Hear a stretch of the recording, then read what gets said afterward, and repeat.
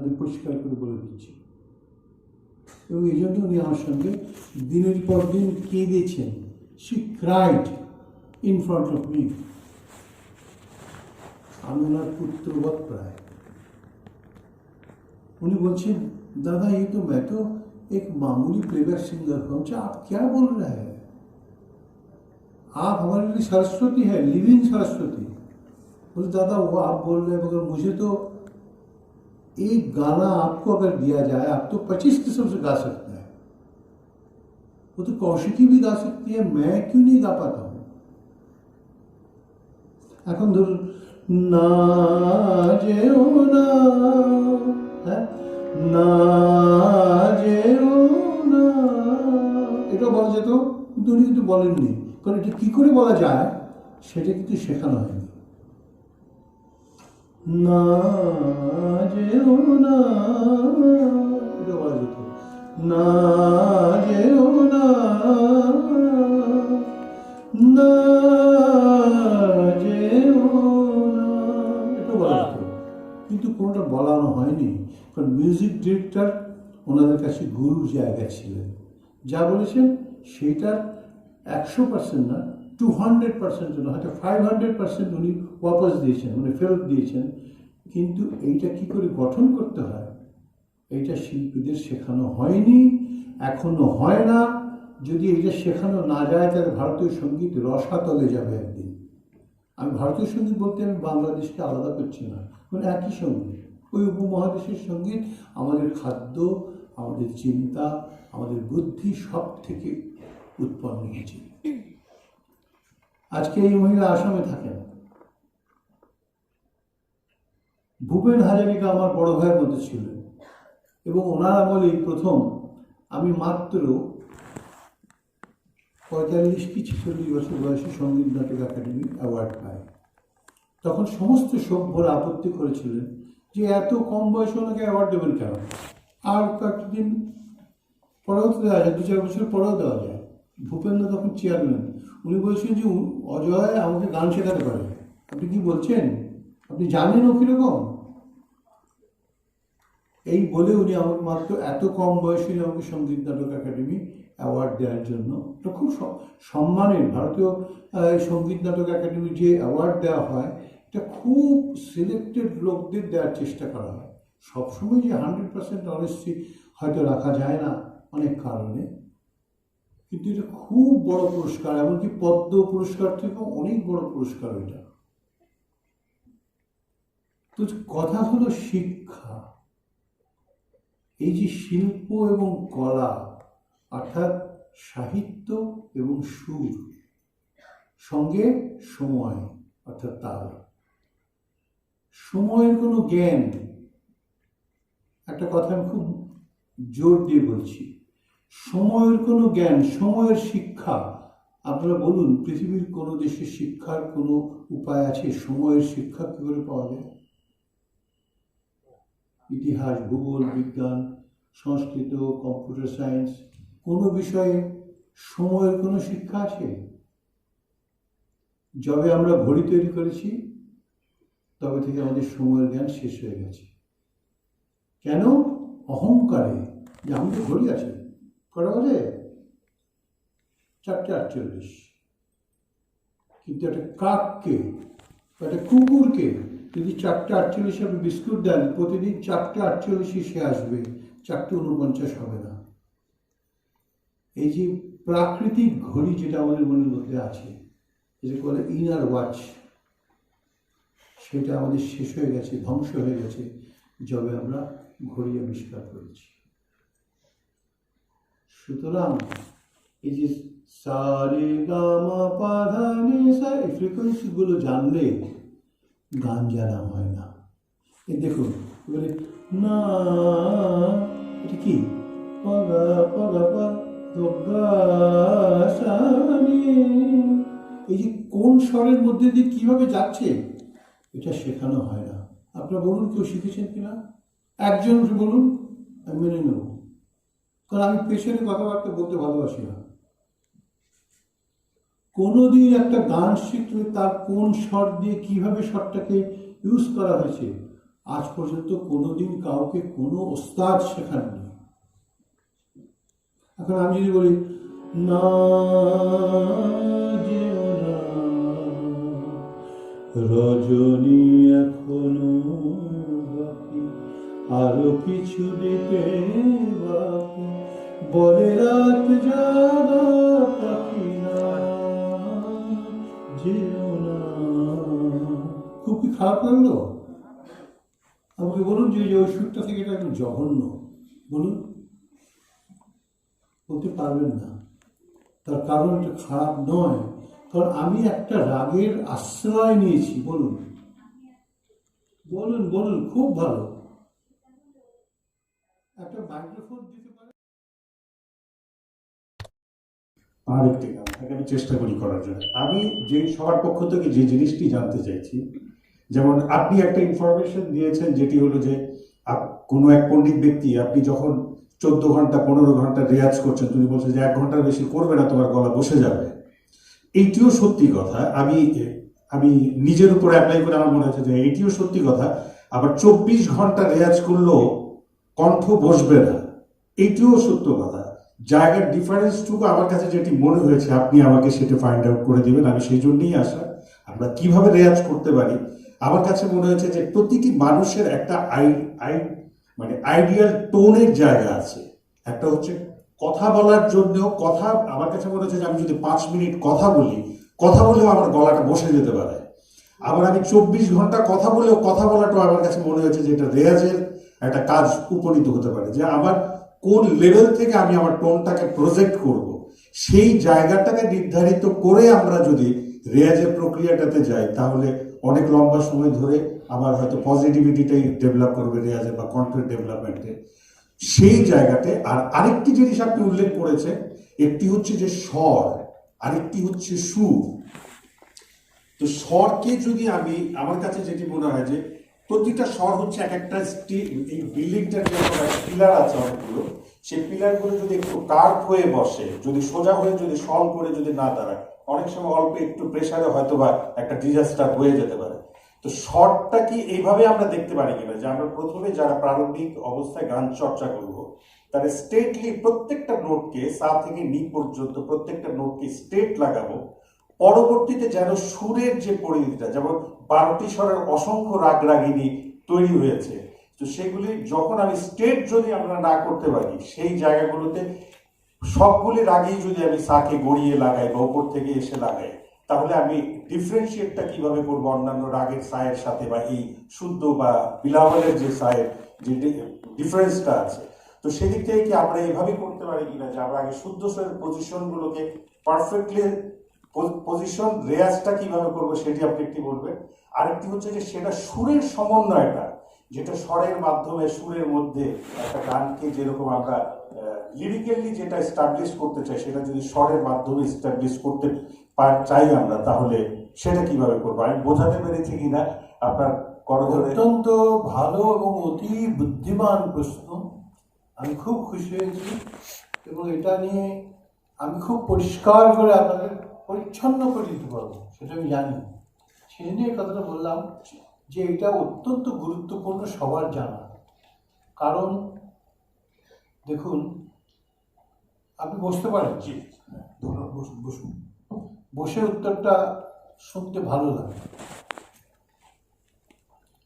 একটা খুব গুরুত্বপূর্ণ প্রশ্ন আমি করলেন, খুব ভালো জিনিস। আমি প্রত্যেকটা পরিষ্কার করে বুঝিয়ে দিচ্ছি। দেখুন, আমাদের যখন জন্ম হয়েছে তখন ঈশ্বর আমাদের 2টি ভোকাল কর্ড দিয়েছেন। ভোকাল কর্ড এই সারা শরীরের মধ্যে সব থেকে ডেলিকেট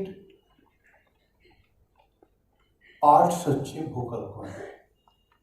এটা আমি বহু ইএনটি স্পেশালিস্ট পৃথিবীর বিভিন্ন প্রান্তে গিয়ে আমি এগুলো রিকনফার্ম করেছি, কারণ আমি আর কি জানি, আমি তো ভোকাল কর্ড সম্বন্ধে আমার জ্ঞান নেই, আমাকে বুঝতে হবে। কারণ আমার গুরুজি, গুরু জ্ঞান প্রকাশ ঘোষ, উনি বলে গেছেন যে আমার না হওয়া কাজগুলো তোমার করতে হবে। তখন আমার বয়স হয়তো 40ও হয়নি। আমি ভাবতাম এটা কি বলছেন, সর্বকালের সর্বযুগের একজন শ্রেষ্ঠ সুরকার, শিল্পী, রচয়িতা, তবলাবাদক এবং সাহিত্যিক, অঙ্কন আঁকিয়ে একজন অবনীন্দ্রনাথ ঠাকুরের কাছে উনি ছবি আঁকা শিখেছেন। হারমোনিয়ামের প্রথম ন্যাশনাল প্রোগ্রাম উনি করেছেন। ওনার সম্বন্ধে কী বলবো, যা বলবো সেটাই কম হবে। তো ওনার কাজ আমাকে করতে হবে, মাথা নিচু করে থাকতাম আর ভাবতাম, হে ঈশ্বর আমাকে একটু বুদ্ধি দাও যেন আমি কিছু শিখতে পারি। উনি যেহেতু কণ্ঠসঙ্গীত শিল্পী ছিলেন না, কাজে কণ্ঠসঙ্গীতের কী করে কণ্ঠকে উন্নত করতে হবে সেই সম্বন্ধে উনি কথা বলতে পারতেন না, বলতেন না। আমি দু চুমুক চা খেয়ে নেবো।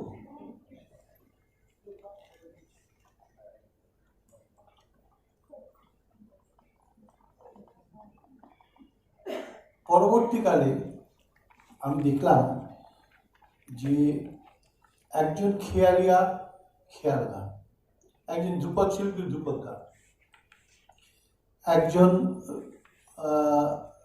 পল্লীগীতি শিল্পী পল্লীগীতি গান, একজন গজল গানের শিল্পী মেহেদি হাসান জি বা গুলামানি ভাই, এরা গজল গান।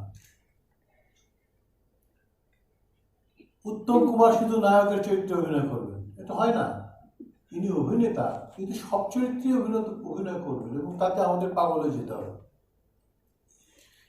এই যে একটা মানুষ আরেকটা মানুষের রূপ গ্রহণ করে সাকসেসফুলি দেখাতে পারছেন, এটা কি করে সম্ভব? কাজে একজন মানুষ এই সমস্ত গানগুলো কেন করতে পারবে না, এটা আমার মনে প্রথম প্রশ্ন আসে। কারণ আমি কিন্তু ছোটবেলা থেকে দুজনের গান সব থেকে বেশি শুনতাম, একজন মানবেন্দ্র মুখোপাধ্যায় এবং একজন মান্না দে। মানবদা আমার গুরু ভাই বটে, গুরুজির কাছে মানবদা শিখতেনও বটে, আর আমার অত্যন্ত একটা মানে বন্ধুস্থানীয় গুরুর মতো একটা। একবার বাংলাদেশে আমি আমার মানবদার সঙ্গে এসেছিলাম ট্যুর করতে, এবং মানবদার একটা গান আমি গিয়েছিলাম। তো মানব বলছে, তুই যখন শেষ করে ফেলবি, তুই কি করছিস? আমি খুব নকল করতাম এক সময়, মান্নাবাবুকে, মানবদাকে, অনেক শিল্পীকে নকল করতাম। এবং তার কিছু উদাহরণ আমার স্ত্রীও শুনেছে এবং বলতো যে তুমি নকল করছো, আমার ভালো লাগতো, মানবদার গান খুব ভালো লাগে। ওই এই মৌসুমি মন কেন রং বদলা, এই যে বলার যে ব্যাপারটা, এটা হচ্ছে বলার একটা স্টাইল, এটাই হচ্ছে তার ইউনিকনেস। আমি যদি এই মৌসুমি মন কেন রং বদলা, তার কিন্তু আমার আমাদের গান হচ্ছে না। এই মৌসুমি মন কেন রং বদলা, আরেকটা গান হয়ে গেছে। স্টাইল অফ থ্রোয়িং আমার বলাটা, এইটি মিউজিক, এটি হচ্ছে সুর। এখন আমি করতে করতে করতে করতে সবাইকে নকল করতে করতে কীর্তন 55 ভাষায় কাছে শিখলাম, রবীন্দ্রনাথের গান সুচিত্রা দি, সুমিত্রা সেনের কাছে শিখলাম, পল্লীগীতি পরেশদেব, নীলবরন্দ চৌধুরীর কাছে আমি অনেকদিন শিখেছি পল্লীগীতি।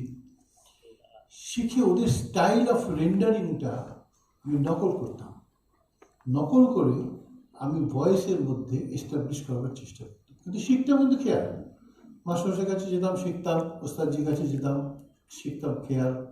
এখন মা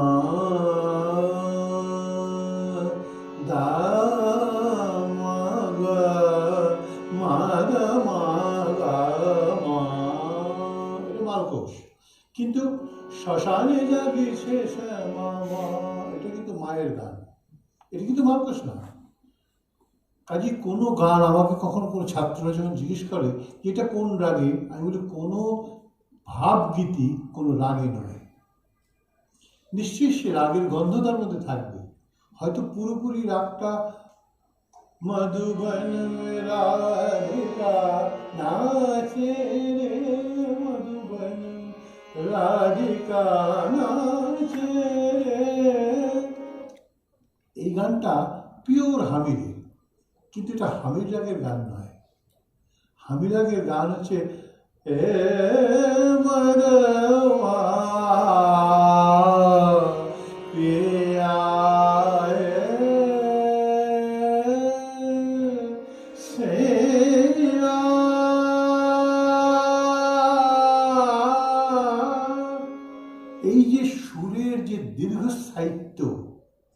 এটা রাগ সঙ্গীতের। কিন্তু সাহিত্য যেখানে কর্তৃত্ব করে সেখানে রাগ সেই অবধি যেতে পারে না। এখন আজও কাঁদে কাননে কোয়েলিয়া, চম্পা কুঞ্জে আজ গুঞ্জে ভ্রমরা। কি করে গুঞ্জে হবে, কি করে ভ্রমরা গুঞ্জে উঠবে? কুহরেছে পাপিয়া, কি করে হচ্ছে? এইটা যদি নিজের মধ্যে কাব্যিক, যে জন্য শিল্পকলাকে নিয়ে বলছিলাম, কলা মানে সাহিত্য, সাহিত্যের মধ্যে যদি আমরা ঢুকতে না পারি তাহলে কোনোদিন রাগ সঙ্গীত সার্থক হবে না। কারণ রাগও কথা ডিমান্ড করে। রাগ একটা ভোলাটাইল জিনিস না। আর শাস্ত্রীয় কথাটা কালকে থেকে আপনারা ভুলে যাবেন। শাস্ত্রীয় কথাটা ভুল কথা। কোনো সঙ্গীত শাস্ত্র থেকে উদ্ভূত নয়। সঙ্গীত থেকে তাকে বাঁচিয়ে রাখবার জন্য শাস্ত্রের তৈরি হয়েছে। শাস্ত্র থেকে কোনো সঙ্গীত ওঠেনি। অথচ আমাদের দেশের লক্ষ লক্ষ ছাত্রছাত্রী এটা শাস্ত্রীয় সঙ্গীত, মানে ওটাকে দূর করে দাও, ওটাকে কাছে দেবো না, ওটা ডাক্তার কিন্তু কামড়ে দেবে, একটা ব্যাপার। অতি ভুল ধারণা।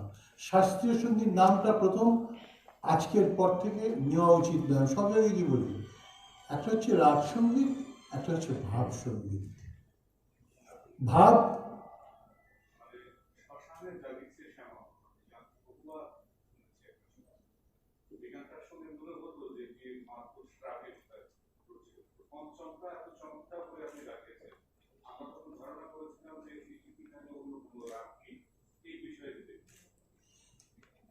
কোনো গান, সে ভক্তিগীতি হোক, আধুনিক হোক, বা বিরহের গান হোক, বা আনন্দের গান হোক, কোনো গান কোনো রাগে নিবদ্ধ নয়। একমাত্র রাগ সঙ্গীত অর্থাৎ খেয়াল বা ধ্রুপদ, এই দুটো ছাড়া। খেয়াল, ধ্রুপদ, তারানা, টপ্পা, পাটলি, ঠুমরি, এই অবধি রাগ সঙ্গীতের দায়রা। তাতে কিন্তু গায়ন দুটিটা মূল। কিন্তু শ্মশানে জাগিছে ছামাতে রাগের গায়ন দুটিটা মূল না। ওখানে হচ্ছে মা শ্মশানে জেগে আছে। এর অপূর্ব ট্রান্সলেশন করেছেন গুলজারজি। আমি ওনাকে অনুরোধ করেছিলাম, বলছেন শ্মশান মে জাগ রহি কাল মাই। কাল মাই বলছেন যে কাল হচ্ছে টাইম, টাইম থেকে সবার জন্ম। এখন আমরা যদি বলি যে আল্লাহর জন্ম কবে, কে বলতে পারে বলুন তো? আল্লাহর জন্ম হচ্ছে কাল। তিনি সময় সময় যুগে যুগে এসেছেন, মানুষকে শিক্ষা দিয়েছেন, মানুষকে আশীর্বাদ করেছেন। আমি কিন্তু খুব মূর্খ লোক, কিন্তু আমি আমার অনুভূতির কথা বলছি। যদি বলা হয় ভগবান, কবে ভগবান জন্মেছিল? আমি আছি বলে ভগবান আছেন, আমি না থাকলে ভগবান নেই। কারণ যদি শুধু কুকুর, বেড়াল, জেব্রা, বাঘ, সিংহ থাকে, কে ভগবান বলবে বলুন তো? আমরা আছি বলে ভগবান আছেন, আমরা আছি বলে আল্লাহ আছেন, আমরা আছি বলে জিসাস ক্রাইস্ট আছেন। কারণ আমরা তার নাম নেই। আমরা যদি অন্তরে তাকে অনুভব না করি, তার নাম নিতে না পারি, তাহলে কি কে থাকতে পারে? আমি আছি বলে জল আছে। রবীন্দ্রনাথ বলেছেন আমার চেতনার রঙে পান্না হলো সবুজ। গোলাপ কি বললো, কথাটা ভুলে গেছি, কি কথাটা তোমার মনে আছে? আমার চেতনার রঙে পান্না হলো সবুজ, হ্যাঁ, চুনি উঠলো রাঙা হয়ে, ঠিক লাল হয়ে বা রাঙা হয়ে, যাই হোক। আমি বলছি বলে পান্না সবুজ, সবুজ বলে কোনো কিছু ছিল না, আমি বলেছি বলে সবুজ হয়েছে। কত বড় কথা বলুন তো। আমি গাইলে রাগ মালকোষ হবে। আমি আজকে একটা এত বড় কথা বলে দিলাম। আমি যদি গাই শ্রদ্ধা সহকারে, তবে মালকোষ প্রকট হবে। আর আমি যদি ভুল করি, তাহলে মালকোষকে আমি সর্বনাশ করব। এটা একটা দায়িত্বের কথা। ওর প্রশ্নের উত্তরটা আমার দেওয়া হয়নি। সেটা হলো, প্রথম কথা হলো কণ্ঠসঙ্গীতের মূল কথা হচ্ছে মনুষ্যত্ব। মূল কথা হচ্ছে আমার ভেতরের লোকটা কি চায়। আমার ভেতরের লোকটা যদি ভেতরে বড় করে আগুন জ্বালিয়ে রাখতে পারে, সেই আগুনে সমস্ত আমাদের পাপ জ্বলে মুছে ছারখার হয়ে যায়। আমরা সব করতে পারবো, শুধু আমাদের মনটাকে একটা প্রতিজ্ঞাবদ্ধ করতে হবে, আমি এটা করব, আমার এটা হবে, আমি করব। সে পারে সেটা করতে। এটা হলো প্রথম। দ্বিতীয় হলো কণ্ঠের যত্ন। কণ্ঠ, ভোকাল কর্ডস সব থেকে বেশি ডিমান্ড করে জল। এটা পৃথিবীর বিভিন্ন ডাক্তারদের সঙ্গে কথা বলে আমি বুঝতে পেরেছি। আমার সামনে একজন বিখ্যাত ডাক্তার বসে আছে, আমি তার সামনে কথা বলবার যোগ্যতাই নেই আমার। আমার বন্ধু এবং ডাক্তার, আমার দাদার মতো কলকাতা থেকে এসছে, ডক্টর অশোক গাঙ্গুলি। কণ্ঠের মধ্যে জলের প্রয়োজন, জল। সেই জলটাকে দেয় কে? ভেতরে যে মিউকাসগুলো ভিজে থাকে সবসময়, এর জন্য জলের প্রয়োজন হয়। এবং উনিও বলেন, সবাই আমরা বলি যে 3-4 লিটার জল, সম্ভব হলে 4 লিটার জল রোজ খেতে। 4 লিটার জল রোজ খাওয়া মানে 10 গ্লাস 11 গ্লাস জল খাওয়া। দেখবেন সারাদিনের মধ্যে 10-11 গ্লাস জল খাওয়া হয় না। এটা খেতে হবে। 2 নম্বর কি? 2 নম্বর হচ্ছে অ্যাসিডিটি হয় এরকম কোনো খাবার খেলে চলবে না। তার জন্য আমি সবাইকে বলি, ডিনার টাইম হচ্ছে উইদিন 7 o'clock, 7টার মধ্যে খাও। আপনারা যদি জিজ্ঞেস করেন আপনি তো 7টায় খান, আমি বলতে পারবো না, আমার পারি না সবসময়, আমার নানান রকম ঝামেলায়। কিন্তু আমি যদি আজকে ছাত্রের মতো আবার জীবনযাপন করতে পারি, আমি নিশ্চয়ই ফলো করবো এটা।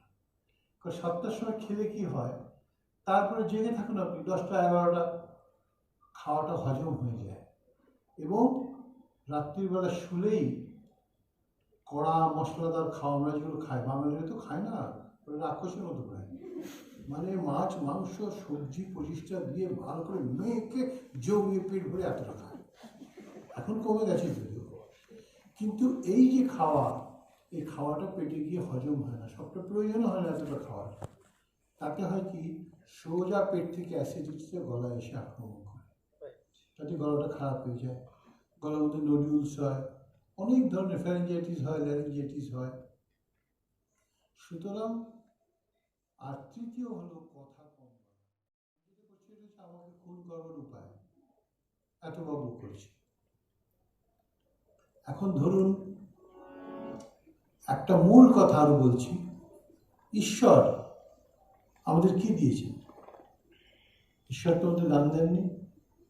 ঈশ্বর আমাদের একটা কণ্ঠ দিয়েছেন, কোকিলকে গান দিয়েছেন, বা বিভিন্ন পাখিকে উনি গান দিয়েছেন, তো মানুষকে গান দেননি।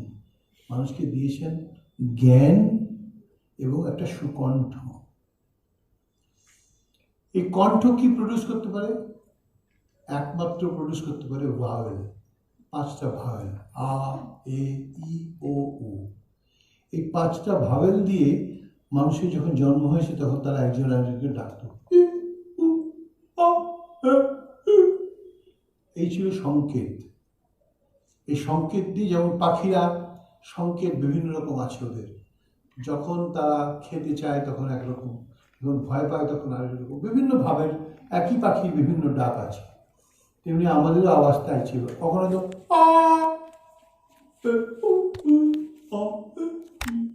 এরকম। নতুন ভিডিও পাওয়ার জন্য চ্যানেলটি অবশ্যই সাবস্ক্রাইব করবেন। যে প্রথমে কি করতে হবে, এখনো আমাদের উপমহাদেশে তানপুরো মেলাবার শিক্ষা নাই। ভালো করে তানপুরো মেলাতে পারেন না যারা ভালো গান করেন তারাও। আমি টকিং অ্যাবাউট স্টুডেন্ট অনলি। কারণ তানপুরটা যে কতটুকু প্রয়োজন সেইটাই এখনো জানানো হয়নি।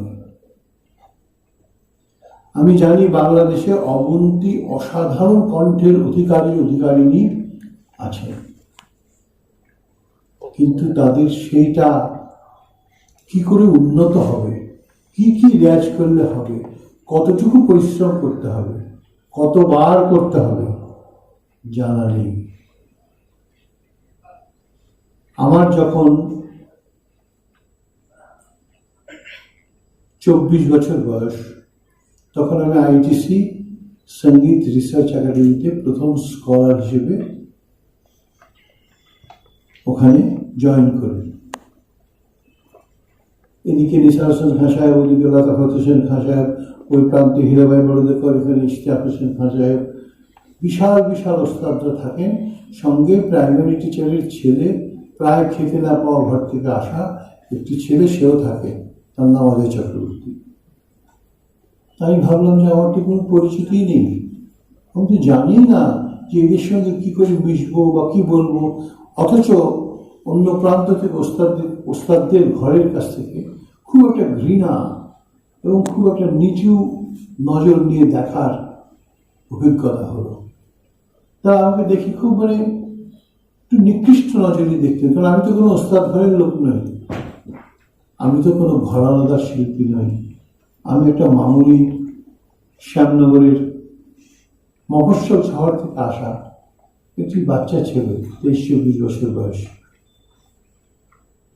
তখন আমি অনুভব করলাম যে আমাকে ঠিক করে শিখতে হবে। তার আগে কিন্তু আমি সম্পূর্ণ গান করতে পারি, একটা পারফরমেন্স করতে পারি, সব করতে পারি, কিন্তু আমার একটা অনুভব এলো যে সঙ্গীত নিয়ে যদি বাঁচতে হয় তাহলে আমারও একটা জায়গা খুঁজে পেতে হবে, একটা স্পেস আমার জন্য চাই। আমার স্ত্রী এখানে উপস্থিত আছেন, তার সহযোগিতায়, সম্পূর্ণ তার সহযোগিতা, আমি কোনোদিন 13 ঘন্টা, কোনোদিন 14 ঘন্টা ননস্টপ রেয়াজ করতাম। রাত্রি 9টায় বসতাম, সকাল 7টায় উঠতাম। হ্যাঁ, কাজ দেবেন না, এটা কিন্তু যারা আপনারা গায়ক হতে চান, গান গেয়ে মানুষের মনে প্রবেশ করতে চান, কিচ্ছুই হতো না। এটা আমাকে আমার মাস্টারমশাই ডক্টর অমররঞ্জন বন্দ্যোপাধ্যায় বলতেন, ওনার কাছে আমি কিছু শিখেছি। উনি বলতেন, আরে তুমি 1-1.5 ঘন্টা বেশি রেয়াজ করো না, গলাটা সর্বনাশ হয়ে যাবে। আমি মুখ দিয়ে কিছু বলতে পারিনি, আমি তো তখন 13-14 ঘন্টা রেয়াজ করি। মাস্টারমশাই, আমার তো কিছু কষ্ট হচ্ছে না। আচ্ছা, 13-14 ঘন্টা কখন করো? আমি সকাল রাত্রি 10টার সময় বসি, সকাল 7টায় বসে করি, কারণ ওই সময়টাতে কোনো ডিস্টার্বেন্স হয় না। 7টার পরে ঘুমিয়ে পড়ি। আমার চাটা তৈরি করা থাকতো রাত্রিবেলা, 3-4 কাপ চা খেতাম মাঝে, রেয়াজের মাঝে, 5 মিনিট 7 মিনিট 10 মিনিট করে সময় যেত, কখনো আবার 1-2বারই খেতাম। তারপর সকাল হয়ে গেলে 7টার সময় শুয়ে পড়তাম, মুখ টুক ধুয়ে কিছু একটু খেয়ে 1:30টার সময় উঠতাম, উঠে খেতাম, খেয়ে একটু বিশ্রাম করে 3:30-4টা থেকে বসতাম, আবার রাত্রি 7:30 অবধি করতাম। তারপর একটু হেঁটে চক্কর মেরে এসে তখন মনে হতো যে কাউকে সামনে দেখলে গুলি করে মেরে ফেলবো, এরকম একটা ভেতরে একটা আগুন তখন জ্বলত। কারণ আমাকে নিজেকে একটা লস্ট জায়গা থেকে একটা পরিচিত জায়গায় নিয়ে আসার যুদ্ধ ছিল। আজকের দিনে ওই কষ্ট স্বপ্নেও কেউ ভাবতে পারবে না, স্বপ্নেও ভাবতে পারবে না। এখনকার সর্বনাশের আরেকটা বড় কারণ হচ্ছে এই জিনিসটি। দিন রাত্রি খালি দেখছি কোথায় কি হচ্ছে, আমার নিজের মধ্যে যে কি সর্বনাশ হচ্ছে সেটা কিন্তু দেখার কোনো আয়নার মধ্যে নেই। দেখতে গেলে দেখা যায় কি কি এসছে, কত টাকা এলো, কত টাকা গেল, কত খরচ করলাম, হোয়াটসঅ্যাপ কে কী বলছে, কার সঙ্গে কার ঝগড়া হলো, ফেসবুক লিখতে হবে। সুতরাং রাগ মার্কুশ কিন্তু সহজ হয়ে যায়নি, যা ছিল তাই আছে। রাগ ভাইরাও কিন্তু যেখানে ছিল তাই আছে, পাল্টে খালি গেছে আমাদের জীবনে হেঁটে ছিল না, এখন এসছে। সুতরাং এটা তো একটা আশীর্বাদ, এমন তো নয় যেটা বাজে জিনিস, এমন তো অনেক ভালো জিনিসও তো আছে। এখানে আমার একটা সুন্দর তানপুর আছে, দেখুন এটা গাড়ি তানপুরে বলি আমি।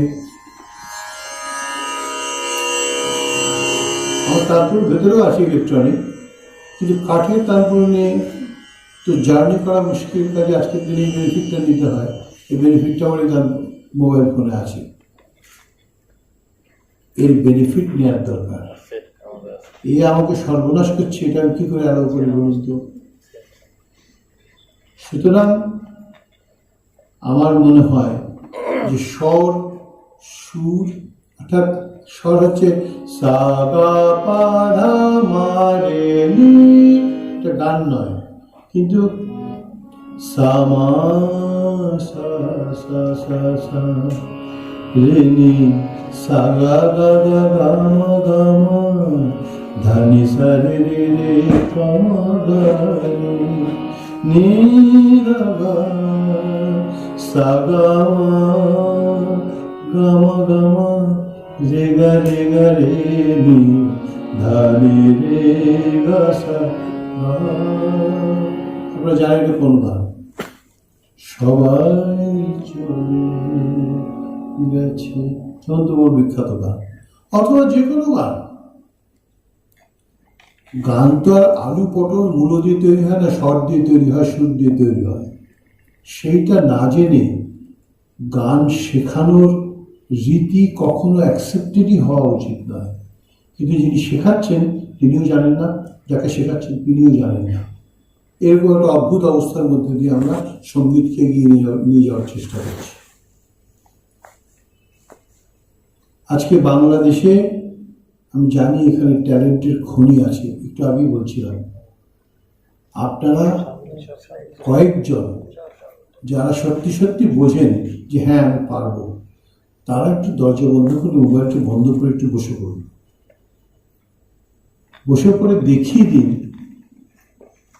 যেভাবে বাংলাদেশ উন্নতি করছে। আজকে বলুন তো, ক্রিকেট কোথায় ছিল বাংলাদেশ, আজকে কোথায় এসছে? আজকে ইন্টারনেটের যুগে আমি তো বলবো যে ইন্টারনেটের অ্যাক্সেসিবিলিটি বা ডেভেলপমেন্ট ভারত থেকেও বাংলাদেশে বেশি হয়েছে। এইটাই সমস্যা। কেন সঙ্গীতটা পড়ে নিল? এখানেই তো বাবা আলাউদ্দিন খাঁ সাহেব ছিলেন, কুমিল্লাতে। এখানে তো বিলায়েত খাঁ সাহেব জন্ম হয়েছে গৌরীপুরে। বিলায়েত খাঁ সাহেবের জন্মদিন বাবা গৌরীপুর রাজবাড়িতে খেয়েছিলেন, তাদের খাওয়ার পরে আঙুলে দাগ দিয়েছিল। বাবা বলেছেন আমাকে, আমার বাবা মার জন্মস্থান ময়মনসিংহ, মুসুরিতে আমার বাবা আর মসুয়াতে আমার মা। আমি সেই দুই বাড়িতেই আমি এবং আমার পরিবারের সকলে বহুবার গেছি।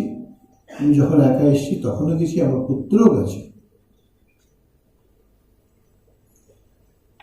কেন আজকে বাবা আলাউদ্দিন খাঁ সাহেব এখানে জন্মেছেন, অথচ তার বিদ্যাটা ফ্লারিস্ট হলো ভারতবর্ষে গিয়ে? এখানে কেন হবে না? আমি এটা জানতে চাই এবং আমি বিশ্বাস করি যে আগামী দিনে একজন দুজন আইয়ুব খাঁ সাহেব বাংলাদেশ থেকেও তৈরি হবে। একজন দুজন সেতার বাদক রবিশঙ্করজির মতো বা বিলায়েত খাঁ সাহেবের মতো এখানেও তৈরি হবে। একজন দুজন কণ্ঠশিল্পী ওস্তাদ বড়ে গোলাম আলী খাঁ সাহেবের মতো এখানেও তৈরি হবে। সেটা প্রার্থনা জানাতেই মূলত আজকে এই কর্মশালায় আসা। আপনারা এবার আমাকে বলুন আপনাদের মনের মধ্যে কি প্রশ্ন আছে। আমাকে এক মা প্রশ্ন করলেন, তার আমি উত্তর দিলাম। বাকি মায়েরা, বোনেরা, বাবারা, আমার ছেলেরা, মেয়েরা, যারা যারা যদি কোনো প্রশ্ন থাকে তবে তার সমাধান আছে। যার প্রশ্ন নেই তার কোনো সমাধান নেই। যেভাবে চলছে এভাবেই চলবে, তাতে কোনো লাভ নেই, তাহলে আমার আসার কোনো মানে নেই। আমি এই দেশের জন্য সত্যি সত্যি কিছু করতে চাই, কিন্তু সময় এতটা আমার সময় নেই যে আমি এখানে এসে এসে শেখাবো। কিন্তু কিভাবে কাজ করতে পারি সেটা জানবার জন্যই আসাদুদ্দিন জি এসেছিলেন। তো উনি আমাকে বলেছেন যে একটা অনলাইন ক্লাস করুন, এবং সেটা আমাদের লিয়াকত ভাইও জানেন। উনিও আমাকে বলেছিলেন, সেটা বাস্তবায়িত হয়নি। মাঝে যে একটা বছর এটা যে ছিল এটি আমরা জানি না। একটা বছর কোথায় ছিল, কোথায় হারিয়ে গেল। এখনো যে সে চলে গেছে তা না।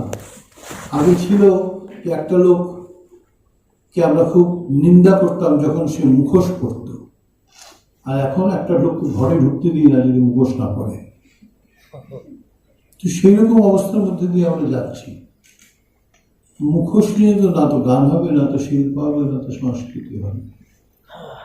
কাজেই আমাদের মুখোশ যত তাড়াতাড়ি বিদায় নেয় তত ভালো।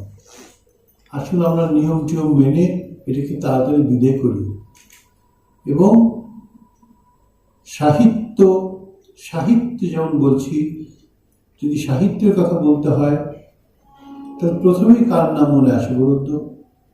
প্রথমেই মনে আসে গুরুদেব রবীন্দ্রনাথের কথা। কারণ সঙ্গীতে এত উন্নত সাহিত্য পৃথিবীর ইতিহাসে কোনোদিন তৈরি হয়নি, পৃথিবীতে তৈরি হয়নি, আর হবেও না কোনোদিন। কারণ যেরকম সেই সময় উনি আধুনিকতার ছাপ রেখেছেন, সেই গানগুলো আজকেও অত্যন্ত আধুনিক বলে মনে হয়। আমাদের প্রত্যেকের আজকের দিনের প্রয়োজনের মতো করে সেই গানগুলো বেরিয়েছেন। যেমন আমি আপনাদের বলছি, অসীম কালো সাগরে,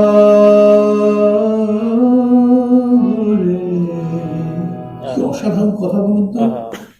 বলছেন, হ্যারো আপন হৃদয় মাঝে ডুবিয়ে কি শোভা, আপন হৃদয় মাঝে ডুবিয়ে হ্যারো কি শোভা, অমৃতময় দেবতা সতত বিরাজে এই মন্দিরে এই সুধা নিকেতনে। অর্থাৎ আপনারা প্রত্যেকেই ঈশ্বরের অংশ, ঈশ্বরের অংশ আপনার প্রত্যেকে। কোন শিক্ষা ব্যবস্থা বলুন তো, এটা কাউকে কোনোদিন কোনো স্কুলে কলেজে বা বাবা মা এই শিক্ষা আমাদের দিয়েছেন? কিছু মনে করবেন না, আমি সোজাসুজি বলছি যে তুমি বাবা ঈশ্বরের অংশ, তুমি যা করবে তাই ভালো হবে, ভালো করে পড়ো। এই শিক্ষা আমরা পাইনি। আমরা শিখেছি স্কুলে যা পড়া হয়েছে, টাস্ক কমপ্লিট। কে কাকে টাস্ক দেয়? পৃথিবীর শ্রেষ্ঠ যারা পৃথিবীকে সৃষ্টি করেছেন, মাইকেল অ্যাঞ্জেলো থেকে Leonardo da Vinci, sir Isaac Newton, Bertrand Russell, Rabindranath, Sri Ramakrishna,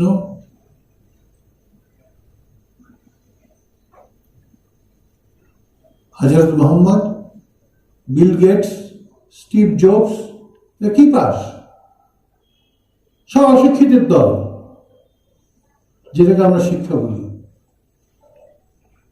বলুন আমি ভুল বলছি কিনা? একটা ডক্টর করলে শিক্ষিত হবে? এমএ পাস করলে ফার্স্ট হলে শিক্ষিত হবে? শিক্ষার অর্থ হচ্ছে নিজেকে চেনার দিকে এগিয়ে যাওয়া, নিজেকে নিজের উৎস খুঁজে বার করা, আমি কে সেটা জানা, সেটা জানবার চেষ্টা করা।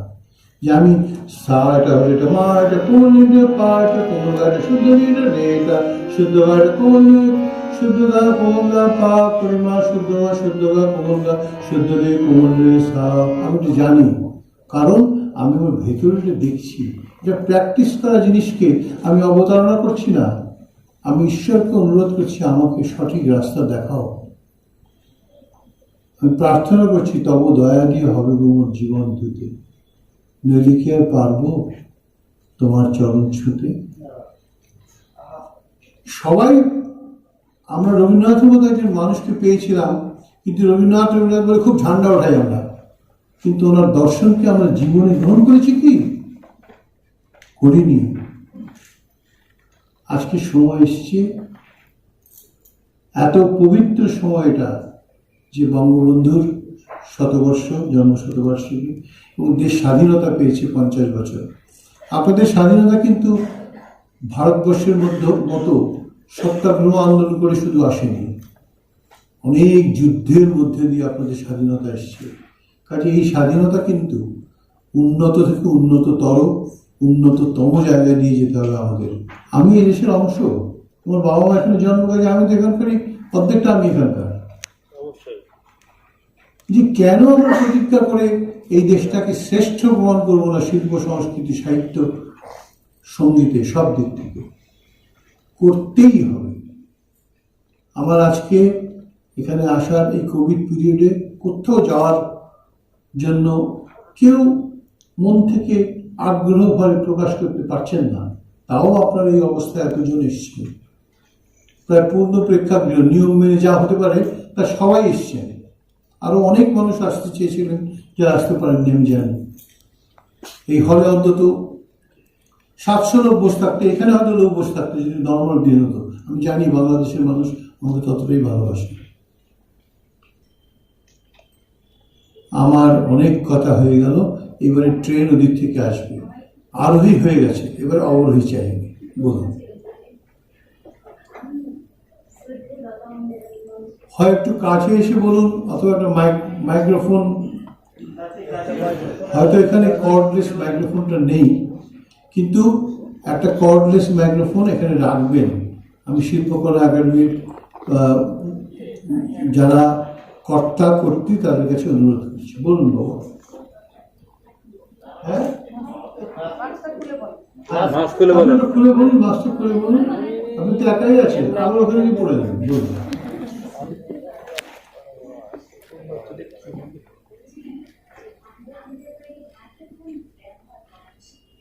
ঠিক,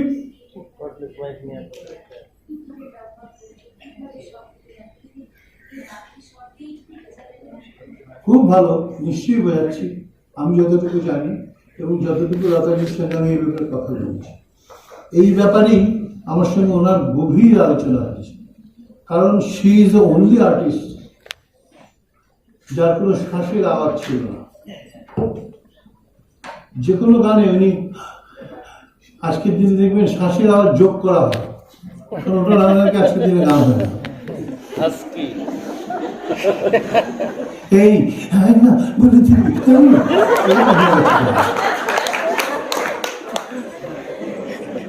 তাহলে গান শব্দটা যখন জন্ম হয়েছিল, যখন ক্লাসিক্যালে রোশনারা বেগম, উস্তাদ বরগোলাম খান গাইছেন, যখন নূরজাহানজি, লতা মঙ্গেশকরজি গান করছেন, তখন তো এরকম গান হতে পারত, হয়নি কেন? তার কারণ তাদের মধ্যে সাধনা ছিল। কি করলে দোষগুলো বাদ দিয়ে শুধু গুণটাকে নেওয়া যায়, রাজহাঁসের মতো। দুধ জল মেশানো থাকে, পক পক পক পক করে সবার সবটা দুধ চলে এলো, তাই জলটা পড়বে। একমাত্র রাজহাঁসকে সেই ক্ষমতা ঈশ্বর দিয়েছেন, এবং সেই জন্য সরস্বতীর পায়ে বসবার অধিকার তার রয়েছে। আমাদের কিন্তু অধিকার হয়নি, কারণ আমরা দুধ জল মিশে থাকলে একত্রিত করতে পারি না। অনেক সময় জলটা নিয়ে বেশি টানলে দুধকে বুঝি না। এটা আমি আপনাকে বোঝাচ্ছি, আপনি 2 মিনিট এখানে থাকুন।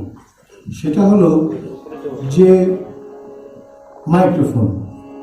Hello hello hello hello hello hello hello hello, আমি অফ দ্য মাইক হয়ে গেছি। Hello hello hello hello hello hello hello hello. কি করলাম? মাইক্রোফোনের কাছে গেলাম, গিয়ে বললাম মা মা। আওয়াজটা কত গভীরতা পেল, এটাকে বলে বেস। এই সম্বন্ধে কথা বলার যোগ্যতা আমার থেকে আমার পুত্রের অনেক বেশি। আমার পুত্র সাউন্ড ইঞ্জিনিয়ার এবং ও ন্যাশনাল অ্যাওয়ার্ড পেয়েছে। তাকেও বিরাট পণ্ডিত হয়ে গেছে তা বলছি না, কিন্তু he has an exceptional good quality so far sound understanding and knowledge is concern. ও সাউন্ড ইঞ্জিনিয়ারিং ইস্টার্ন রিজিয়াতে শুধু একটাইও শেখায়। এই যে কাজ থেকে বললাম বেসটা বেড়ে গেল। এবার ধরুন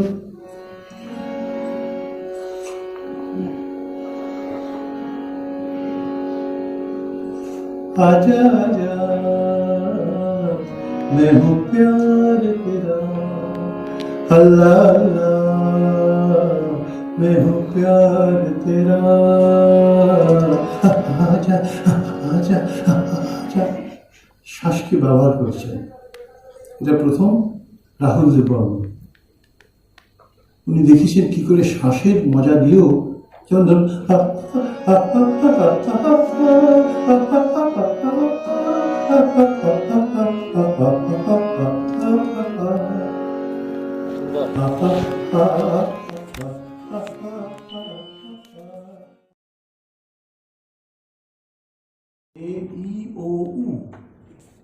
প্রতিদিন 1.5 থেকে 2 ঘন্টা তানপুরের সঙ্গে প্রতিদিন রেয়াজ করা উচিত, যেটা আমরা একজনও করি না। দেখুন, এটা হচ্ছে নয়, এই আকার রেয়াজ এই উপমহাদেশে উঠে গেছে। কেন জানেন? নেই। তারপর বাংলা ভাষার যে ভোকাবুলারি, এটা telling you for very special purpose. Bangla ভাষার মধ্যে আকারের ব্যবহার নেই। কেমন আছেন? ভালো আছেন তো? অনেকদিন আপনি দিই না। কাই আসলাম? আপনি আসলেন না? ও আচ্ছা, 5টার সময় আসলাম, 7টা বাজে আসলাম। কোথাও কোনো শব্দের মধ্যে কিন্তু আ নেই। আসাম, কোনো আকার নেই। আমি তো বুঝতে পারি না। যাবো, আ নেই। আপনি আ পাবেন উত্তর ভারতে, যেখানে রাগ সঙ্গীতের জন্ম হয়েছে। বাংলায় কিন্তু রাগ সঙ্গীতের জন্ম হয়নি, হয়েছে উত্তর ভারতে, লখনৌ, দিল্লি, বেনারস, এসব জায়গায়। সেই জন্য আ এ ই ও উ,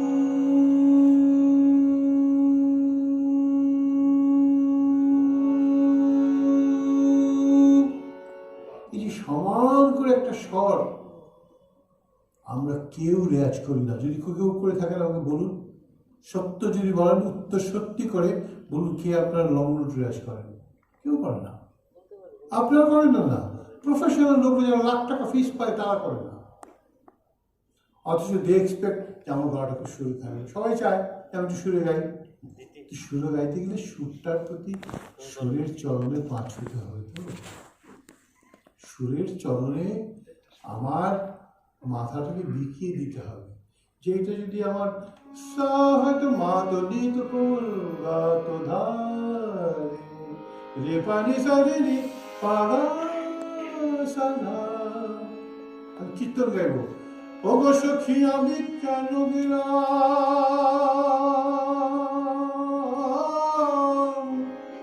সখী আমি কেন গেলাম,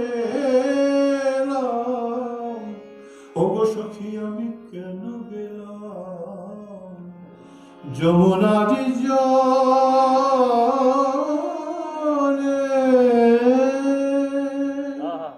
এটা কীর্তনের ট্রেন।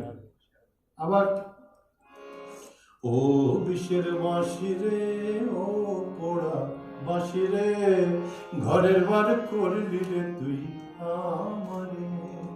ও তুই গুণ করিনি,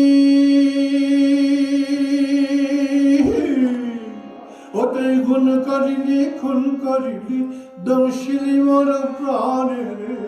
ঘরের বার ও বাঁশি, ঘরের বার করলি রে তুই আমারে। এর থেকে আলাদা। অসীম কালো সাগরে, এই থ্রোয়িংটা আসে কিন্তু সাহিত্য থেকে। সাহিত্য আমাকে কোথায় নিয়ে যাচ্ছে? যদি আমি বলি উল্টি হো গই सब तकदीरें, उल्टी हो गई सब तकदीरें, कुछ न दवा ने काम किया, उल्टी हो गई सब तकदीरें, कुछ न दवा ने काम किया, उल्टी हो गई सब तदबीर। এর কথার থ্রোয়িং, এর অর্থ থেকে যে নিঃসৃত ভাব, সেইটাকে ব্যক্ত করে। এখানে বলবো যে আপনি তো খেয়ালিয়া। अनेक लोग बोला आप तो ख्याल गाते हैं, आप ये भी गाते हैं, आप कीर्तन भी गा लेते हैं। अगर मुझे आता है तो आपको क्या आना चाहिए, आप भी गाइए। আমি এই কথাও বলি যে আমার আগে ভারতবর্ষের ইতিহাসে কোনো শিল্পী এই সমস্ত সঙ্গীতকে শ্রদ্ধা সহকারে দেখেননি বলে কেউ অ্যাটেম্পটও নেননি। আমার শ্রদ্ধা শুধু সত্যজিৎ রায়ের জন্য থাকবে। সৌমিত্র চট্টোপাধ্যায়। আমার কাজের মাসির প্রতি শ্রদ্ধা কেন থাকবে না? আমার বাড়িতে যে ড্রাইভার গাড়ি চালায়, যার দয়াতে আমি বেঁচে আছি, তার প্রতি শ্রদ্ধা কেন থাকবে না? তো কোনোটা তো ছোট না, কোনো মানুষ তো কম না। এই জন্য বলছিলাম যে মনুষ্যত্ব ইজ দ্য বিগেস্ট থিং। এটাকে ভালোবাসা, যে আমি স্বর হচ্ছে মা পা ধা নি, এটা স্বর, কিন্তু মা পা ধা নি, অর্থাৎ স্বরের সঙ্গে তার অর্থ এবং ভাব। স্বরের অর্থ আছে তো, গা পানি গা পানি গা পানি গা পানি, সবই তো গা পানি, লিখলে তো তাই দাঁড়াবে। আমাদের দেশের সঙ্গীত লেখার সঙ্গীত না, আমাদের দেশের সঙ্গীত অনুভব করবার সঙ্গীত। আমাদের দেশের সঙ্গীত সর্বশ্রেষ্ঠ সঙ্গীত, কারণ মনুষ্যত্ব দিয়ে সৃষ্ট। বাক, বিথোফেন বা মোজার্ট, এরা পৃথিবী বিখ্যাত হয়েছেন। তার একার দৃষ্টি দিয়ে উনি দেখেছেন যে কিরকম করে মূললিট শোনাটা হবে। কিন্তু এখানে আমাকে পারফর্মার হতে হচ্ছে, কন্ডাক্টর হতে হচ্ছে, যেটাকে বলে এটাকে বলে যে মানে প্ল্যান করা, যেটা হ্যাঁ অ্যারেঞ্জমেন্ট, যেটা গানটাকে আমি কী করবো। এখন ধরুন আমি বলছি একটা গান, তানপুরা বাজে, তানপুরা নেই তো, খুব বাজে লাগছে।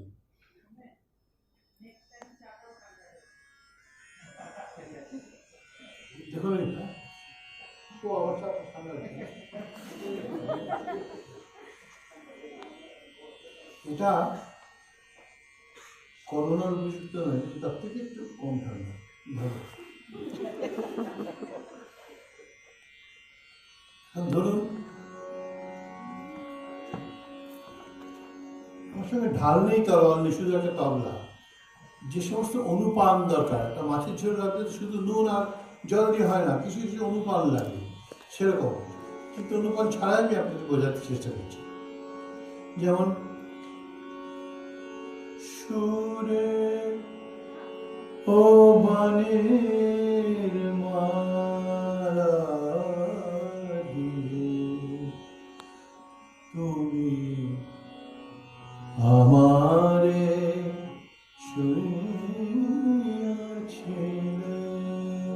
শুইয়াছিলে, আমারে শুইয়াছিলে,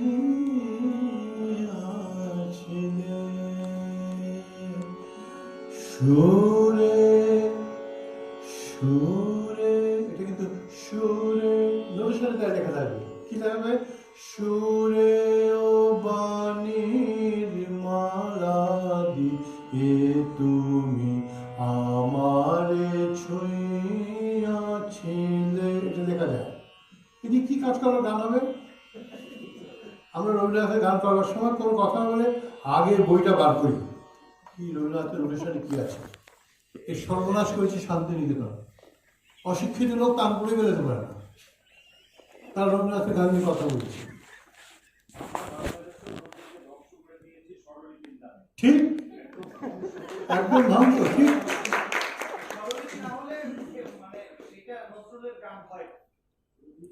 স্বরলিপি হচ্ছে একটা স্ট্রাকচার, সেটা নিশ্চয়ই থাকবে।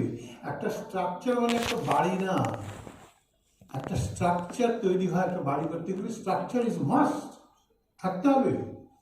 তারপরে যে আর্কিটেকচারাল ডিজাইনটা হবে সেটি তো গান। হ্যাঁ বলুন, কেউ বলতে চাইছিলেন? হ্যাঁ, একটু জোরে মাইক্রোফোনে বললে আমি খুব।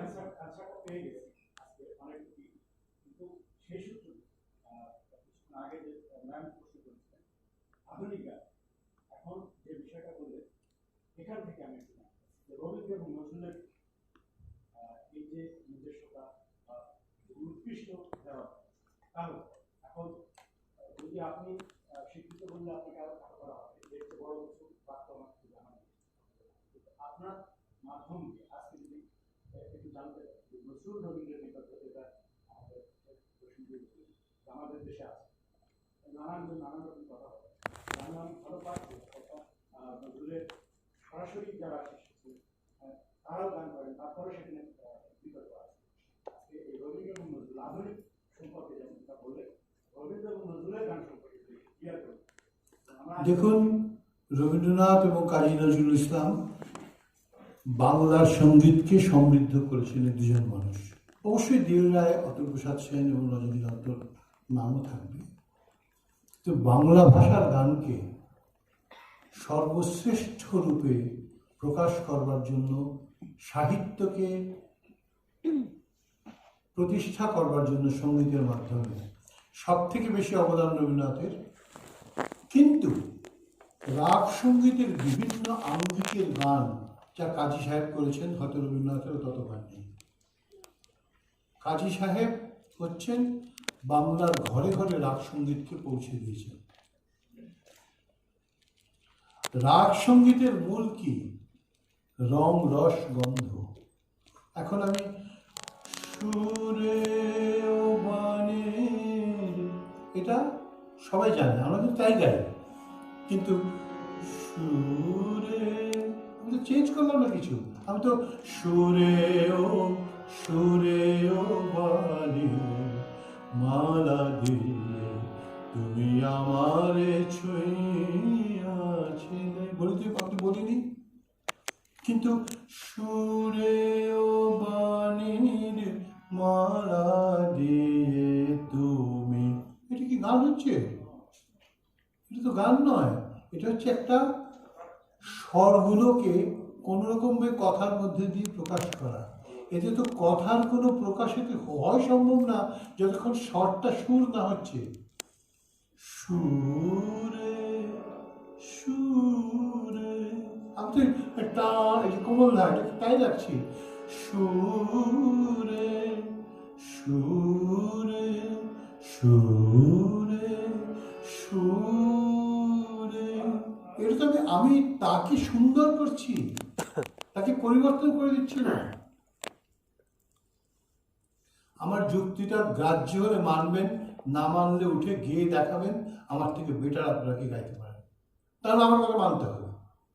যদি আমার থেকে বেটার গিয়ে দেখাতে পারেন, আমি আপনার চরণ ছুঁয়ে মেনে নেব। কিন্তু শুধু বইকে আঁকড়ে ধরে নিজের অজ্ঞানকে প্রকাশ করতে না দেওয়ার চেষ্টা করবার জন্য কিন্তু করবেন না, তা কিন্তু লাভ নেই। তাতে ওদের অপমানই করা হচ্ছে।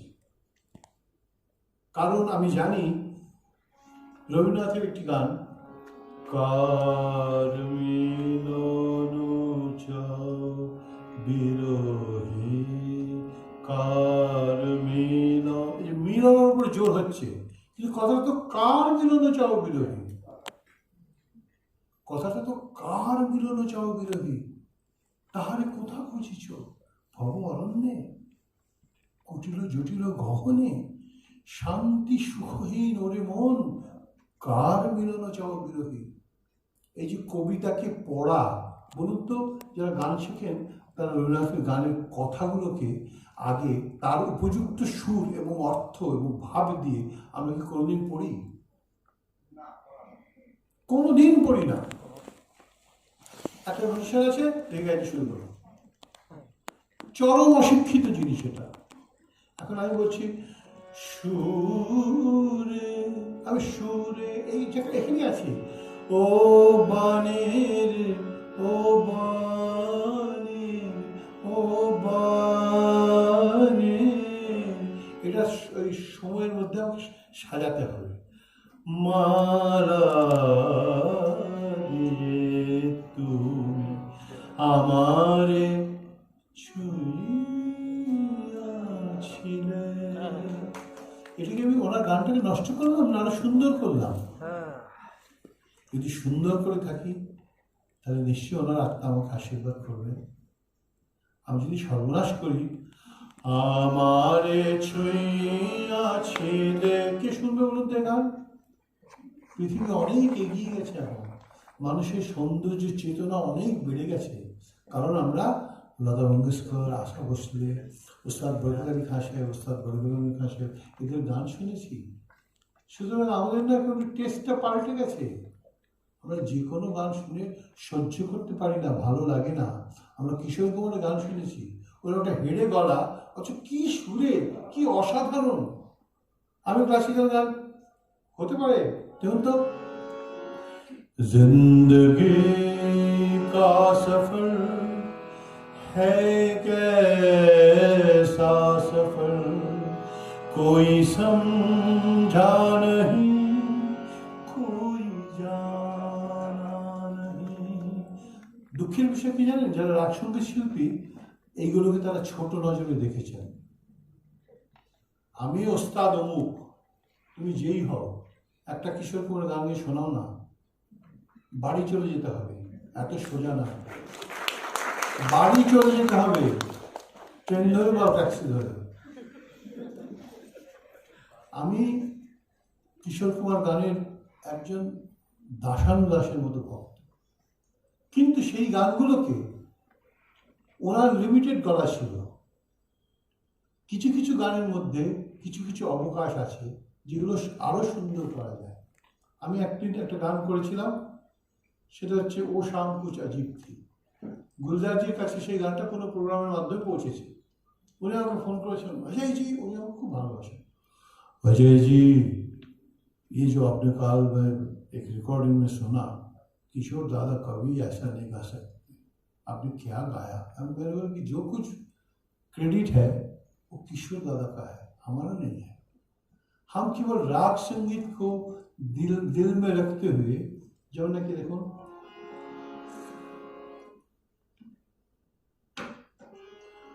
वो शाम कुछ अजीब थी।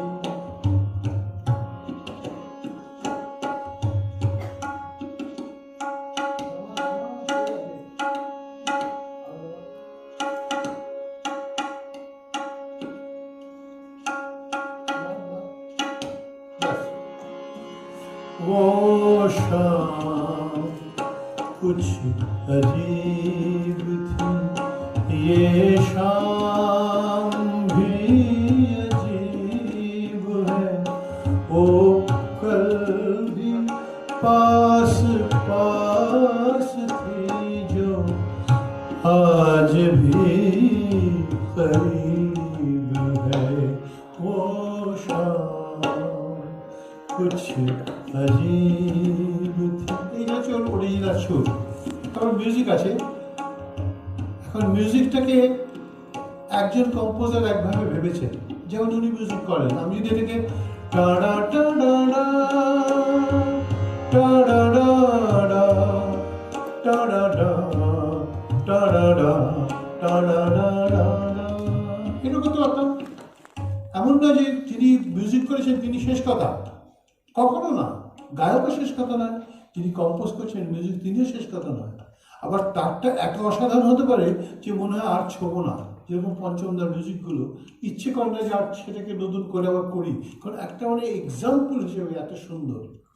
যাই হোক, আমার কথা হচ্ছে এখন যেটাকে বলছি ও শাম, এটাকে আমি ও শাম করতে পারি, আমি আবার এটা করতে পারি ও শাম कुछ अजीब थी। আমি এইভাবে বহুবার অনুষ্ঠান করেছি। রাগ সঙ্গীতের, ফিল্ম মিউজিকের মধ্যে রাগ কিভাবে, রাগের কোনো কোনো ঝলক কিভাবে মানুষকে, গানগুলোকে ভালোবাসিয়েছে তার প্রমাণ ছিল।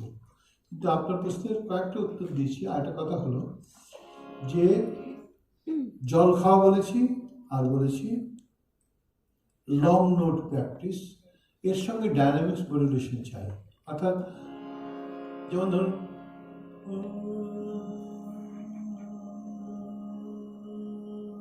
এটা একটা কণ্ঠ, পা, এটা একটা কণ্ঠ, আবার পা, এটা একটা কণ্ঠ,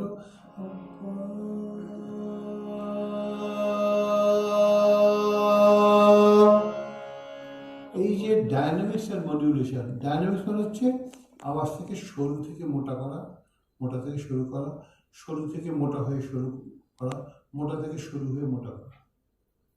6 রকমের ভয়েস ট্রেনিং আমি এখন ইউটিউবে রেকর্ড কখনো কখনো পাবো না, আমি সবগুলো রেকর্ড করে, আমি যা চিন্তা করি সব রেকর্ড করে রাখি, যাতে আগামী প্রজন্ম আমাকে তুলোধনা করে অথবা আমাকে মানে।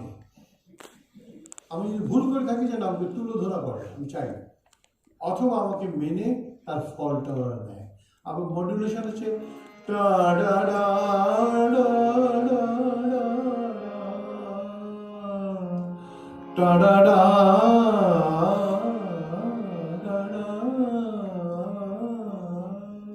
অর্থাৎ কণ্ঠস্বরকে ভলিউম দিয়ে এবং আন্দোলন দিয়ে এবং এর দুটোর কম্বিনেশন দিয়ে ভলিউমের মধ্যে একটা অর্থ সৃষ্টি করা। এটা যদি করা যায় তাহলে যে কোনো গান সুন্দর করে গাওয়া যায়। যেমন নাকি ঘুম আসে না,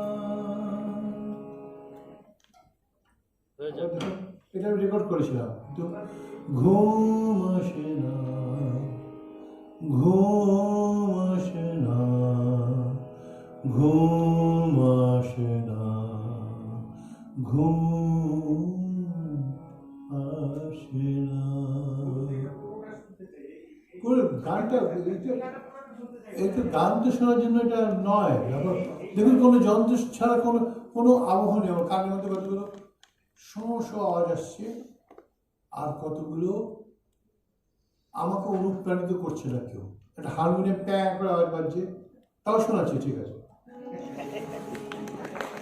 এখন এটাকে যদি আমি গানটা কেন গাইছি, যেহেতু একটা পপুলার। আরও ক্লাস পেতে আমাদের চ্যানেলটি অবশ্যই সাবস্ক্রাইব করবেন। তাহলে পারেন না, পারেন না। যদি যে রচনাটা শ্রেষ্ঠ তার থেকে যদি নিকৃষ্ট না হয়, উৎকৃষ্ট হয়, তাহলে অবশ্যই পারেন, পারা উচিত, নিশ্চয়ই পারেন। আমার একটা গান যদি আপনি আমার থেকে বেটার গানটা কিন্তু আপনার কাছে শুনবে, আমার কাছে শুনবে না। বলে দিচ্ছি একটা উদাহরণ, আপনারা শুনেছেন তো, ঘুম আসে না, এটা আমার একটা রেকর্ড আছে এবং বহু জায়গায় সবাই গানটি শুনেছে। এই গানটি প্রথম রেকর্ড করেন শিপ্রা ঘোষ। শিপ্রাদি আমার অত্যন্ত ভালোবাসার, অত্যন্ত শ্রদ্ধেয়, আমার থেকে বয়সেও বড় ছিলেন, আর এত ভালো গান খুব কম মহিলা করেছিল, এত ভালো করেছে। তো যখন আমি শিপ্রাদির গানটা শুনলাম, শুনে গাইতে শুরু করলাম, শুনে দেখলাম যে অনেক ওপেনিংস ওতে আরও আছে, গানটাতে আরো সুন্দর করে গাওয়া যায়। তা আমি শিপ্রাদিকে ফোন করলাম যে শিপ্রাদি, তোমার এই গানটা এত ভালো হয়েছে, কিন্তু আমার না খুব গাইতে ইচ্ছে করছে, বলে তুই গা, রেকর্ড কর। তো অমরেন্দ্র বিকাশ কর চৌধুরীর লেখা এবং সুর এটা। শিপ্রাদির এই গানটা 4 মিনিটের বোধহয় কি 4.5 মিনিটের একটা রেকর্ডিং ছিল। তা আমি বললাম যে তোমার অনুমতি আছে তো? বলে হ্যাঁ নিশ্চয়ই। এই গানটা আমি যখন রেকর্ড করলাম তখন ইট became as one of the most popular আধুনিক গান হিসেবে এই গানটা পরিগণিত হয়। এবং সেই গানটার প্রতি রিসার্চ করতে করতে করতে করতে আমি অন্তত 700-800 প্রোগ্রামে এই গানটা গেয়েছি এবং প্রতিদিনই গানটা নতুন করে গেয়েছি। এই গানটা একরকম, কেউ যদি আমাকে আমার গলায় 2 বার শোনাতে পারে, তুমি গলাটা বেড দিয়ে কেটে দেবো। তাহলে আমি তো আমার নিজেকেই পরিবর্তিত করছি। আপনি একটা শিল্পীকে ছোট বলছেন কারণ আমি তো নিজে ছাত্র, প্রত্যেকটা শিল্পী ছাত্র, কেউ পূর্ণ না। এবং প্রত্যেক শিল্পী রাগ সঙ্গীতের দাসানুদাস, সে আমির খান সাহেব বলো, গোলাম আলী খান সাহেব বলো, যে রাগ ও রাগে পপুলার করেছেন সেই রাগেরই শিষ্য এবং দাস আমরাও। কাজেই শেষ কথা কিন্তু কেউ না। রবীন্দ্রনাথ লিখেছেন শেষ নাহি যে শেষ কথা কে বলবে, কেউ শেষ কথা বলতে পারে না। আপনার উত্তর হলো, যদি তার থেকে উন্নত হয় 100 বার পারে, যদি অবনত হয় তার থেকে যদি খারাপ হয়ে যায় একদম পারে না, বুঝতে পারলেন? কিন্তু এই ধরনের কুপমণ্ডকতা আমাদের শিক্ষার মধ্যে আছে। ওনার আনটাকে ছবে না কেন? উনি তো পৃথিবীতে একলা আসেননি। এই 12টা শর্ত তার 14 পুরুষের কেনা না, আমারও না। আমাকে স্বরগুলোকে সুরগুলোকে চিনলে আমি কেন সেটা সুর সৃষ্টি করতে পারবো না? যদি আমি বলি চক্ষু মুছিলে জল মোছে না, চোখ মুছিলে জল মোছে না, এটা বলে কি খারাপ হয়ে গেল? নোটেশনে কি লেখা আছে সেটা হচ্ছে কঙ্কাল, সেটা হচ্ছে স্ট্রাকচার। প্রাণ তাকে দেবেন আপনি। যিনি স্রষ্টা তিনি একটা সময় সৃষ্টি করেছেন, তারপরে সময় এগিয়ে এসছে। আজকে অনেক জেনারেশন গ্যাপ বলে একটা কথা আমরা শুনতে পাচ্ছি, বুঝতেও পারছি। আমার পুত্র আমার থেকে অন্যরকম ভাবে, আমার কন্যা আমার থেকে অন্যরকম ভাবে। কিন্তু ভেবে যদি উন্নত হতে পারে তাহলে তো তাকে ক্ষতি আমার মধ্যে থাকতে হবে, এমন করে তো কোনো লাভ নেই। তাতে তো আমরাই ছোট হয়ে যাবো, তাই না? আজকে ধরুন তো আমার ঠাকুর দাদা বা বাবা এরা কেউ কম্পিউটার দেখেছেন? কেউ কম্পিউটার দেখেননি। কাজে কম্পিউটারের যে কি সুবিধা সেটা আমার পুত্র যেমন বোঝে, আমি তো তার 10 ভাগের 1 ভাগ বুঝি না।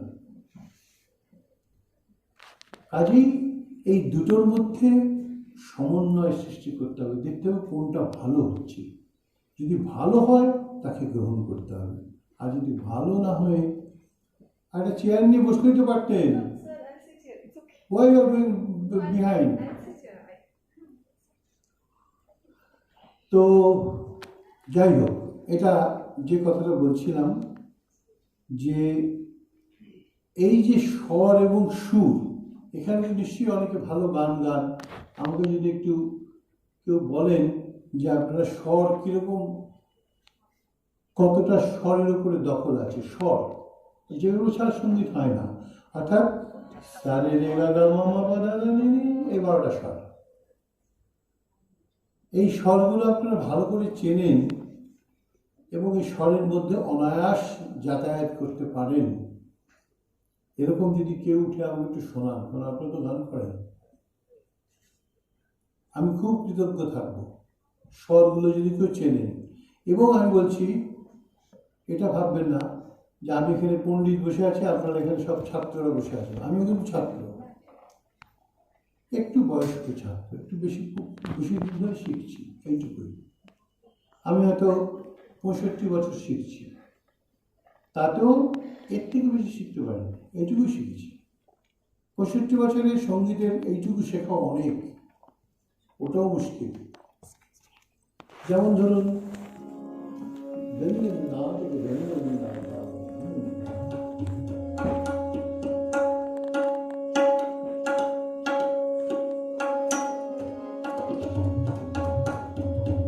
ধরুন পাদা গামা পাদা নিদা পাদা গামা নিদা মা গামা দা পা রে গামা পা গা রে মা দা পা গা রে নিদা গামা সা নি পাদা নি রে গা সা নি দা পাদা নি সা দা নি পা সা নি পাদা মা গা রে গা দা পা রে গা সা মা গা রে সা। এই যে স্বরের মধ্যে যাতায়াত করা, অর্থাৎ সা রে গামা পাদা নি সা নি দা মা গা রে সা, তোমরা জানি। কিন্তু গা পা রে মা ধা পা গা ধা মা রে মা নি দা পা সা গা মা নি দা রে গা মা ধা, এগুলো কিন্তু রেকর্ড হচ্ছে। তো আমি যদি ভুল বলি, ভুলটা কিন্তু থাকবে, কাজে ভয় পেলে হবে না। আমি অ্যাটেম্প নেব, কিন্তু ভুলও করবো না। সা নি রে গা রে নি সা নি গা রে ধা পা রে গা মা ধা রে সা নি পা সা নি ধা পা মা গা সা রে সা মা গা রে গা মা পা রে গা মা পা নি ধা মা ধা পা মা গা পা নি পা নি সা নি পা সা নি মা গা ধা পা গা রে পা মা সা নি গা রে আ। এই যে স্বরের মধ্যে তালের সঙ্গে যাতায়াত করা, এটা কোনোদিন আমাদের ছাত্রদের কখনো শেখানো হয়নি। অথবা বলুন আমি ভুল বলছি। আমরা একটা গান শিখিয়েছি, যেমন দেখো রে নয়ন মেলে জগতের বাহার। দেখো রে, এটা যে সাদা পা, দেখো রে, দেখো রে সাদা পা, আবার এটা গানিধা রেধা পা মাসানি সব হতে পারে, কিন্তু এটা আমরা জানি যে দেখো রে দুটো কিন্তু শুরু হয়েছে ঠিক আছে সাদা পা, সাদা পা। যদি এটা সা হয় বা সা হয় তাহলে গানিধা। এই যে স্বরটা কোথায় আছে, আমি কোথায় আছি, স্বরের সঙ্গে আত্মীয়তা আমরা কোনোদিনই শিখতে পাইনি। আমিও শিখিনি, আমি আপনাকে দোষ দেবো কি করে, আমিও শিখিনি, কারণ পদ্ধতির মধ্যেই নেই। যদি বলি সা রে গা, তাহলে সবাই জানবে রে গা মা গা মা পা মা পা দা পা দা রে, সবাই জানে। কিন্তু সা মা গা মা রে গা সা রে পা মা গা রে সা রে গা, সেকেন্ডটা কি, অনেকেই হোঁচট খাবেন বলতে গেলে। এই হোঁচট খেতে হবে না, আমরা জানবো এইটা একটা শিক্ষা পদ্ধতির মধ্যেই আমাদের শিখতে হবে। এই শিক্ষা পদ্ধতিটা এর আগে ছিল না, এবং সমস্ত মহাগুণীদের কাছ থেকে তাদের পদতলে বসে কারোর রেকর্ড শুনে, যাদের পাইনি দেখা পাইনি, এই সমস্ত জিনিসটা আমি তাদের দয়ায় একজন দাসানুদাস হিসেবে তাদের কাছ থেকে আমি শিখবার চেষ্টা করে একটা সঙ্গীত শিক্ষা পদ্ধতি নাম তৈরি করেছি। যে প্রথমে কি করতে হবে, একটা কণ্ঠ আপনাকে শোনালাম, এবং এটা কিন্তু শুধু তাহলে যে অনেকে যে বলে যে মানে আমাদের যারা আছেন আর কি গুরুজি যারা শেখান, তারা বলেন যে ফলস টোন ব্যবহার করবে না, তাহলে এটা কি ফলস টোন? ফলস টোন ব্যবহার করতে হয়, তার জায়গা আছে, কিন্তু নর্মালি রাগ সঙ্গীতের ক্ষেত্রে ফলস টোনের ব্যবহার নেই। আর মাইক্রোফোন সম্বন্ধে আমার একটা শ্রুতিনন্দন বলে একটা বই আছে, বইটা পড়বেন। তার মধ্যে লেখা আছে যে কি করলে বেস ট্রেবল, যেমন একটা সাউন্ড, আমার কাছে এখন মিক্সার নেই, আমি নিজে হাত ঘোরাতে পারবো না, তাহলে বোঝাতে পারতাম যে ট্রেবল ট্রেবল, আপনি কেমন আছেন, আপনি কেমন আছেন, কি তফাৎ পেলেন, এটা হচ্ছে ট্রেবল। আপনি কেমন আছেন মানে তীক্ষ্ণটা বেশি, আপনি কেমন আছেন। দেখবেন যারা অ্যানাউন্স করেন তারা মাইক্রোফোনটা প্রায় চাটেন।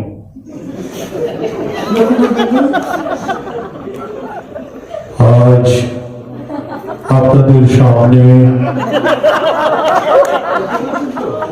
বেশ বাড়াবার জন্য তাদের ইম্প্যাক্ট বেশি হয়, আবার গানে এত বেশি বেসের দরকার হয়।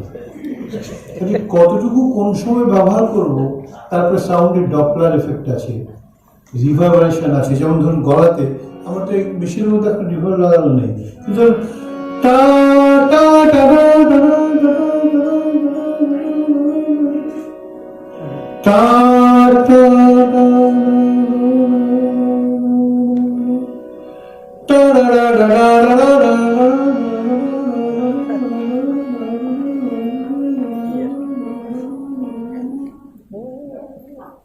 এই হচ্ছে রিভারবেশন এফেক্ট।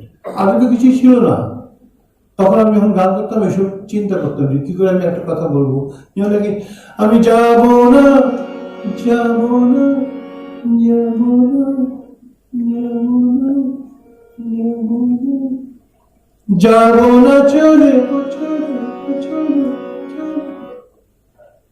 এটা হচ্ছে রিভার্ব ইউনিট থাকে, তাতে ডিলে বলে একটা জিনিস আছে, সেটা বাড়িয়ে দেওয়া হয়, একটা কথা অনেকবার শোনা যায়। এখন সাউন্ড কিন্তু অনেক অনেক উন্নত হয়েছে, কিন্তু তার বেনিফিট নেওয়ার জায়গায় আমরা কি করি, যে বেসুরো গিয়ে সেটাকে সুরে করবার চেষ্টা করি, সেইটাকে বাদ দিয়ে সুরটাকে আরো উন্নীত করে সুন্দর করে গাইবার শিক্ষা। মাইক্রোফোনের একটা সাউন্ড সিস্টেমের আমি আপনাদের কাছে যারা গান ভালো করেন তাদের কাছে অনুরোধ করব যে সাউন্ড ইঞ্জিনিয়ারিং মিনিমাম একটা শিক্ষা আপনারা গ্রহণ করবেন। একদম আপনার মাধ্যমে শিল্পকলার কাছে আমরা সকলের পক্ষ থেকে অনুরোধ করব যেন আমাদের এরকম একটা শিক্ষার একটা ব্যবস্থা করে দেন। নিশ্চয়ই এটা যদি অনুরোধ রাখলাম। প্রয়োজন হয় আমার পুত্রকে আমি বলবো যে বাংলাদেশে গিয়ে 2 মাসে 4 মাসে বা 6 মাসে একটা করে ওয়ার্কশপ দিয়ে বেশি জিনিসগুলো যেন শিখিয়ে দেয়। এটা সম্ভব, তবে কোভিড পিরিয়ডকে যেতে দিন। আমাদের মনের মধ্যে না এখন স্ত্রীকে মনে হচ্ছে তুমি ওই ঘরে যাও, কি বলবো, এরকম অবস্থার মধ্যে দিয়ে আমাদের পাস করতে হচ্ছে। আমার পুত্রের কোনো সিমটমে নেই, কোভিড হয়ে গেল, 17 দিন বাজারে বাড়িতে বসে থাকলো, একটুখানি কোমরে ব্যথা হয়েছিল 1 দিন কি 2 দিন, আর কিচ্ছু হয় না। আমি প্রতিদিন স্কুলে যাই এবং কাজ করি, প্রত্যেক দিন এখন পর্যন্ত হয়নি। সকালে পিএসসি রিপোর্ট কখন পজিটিভ বেরিয়ে যায় কে জানে।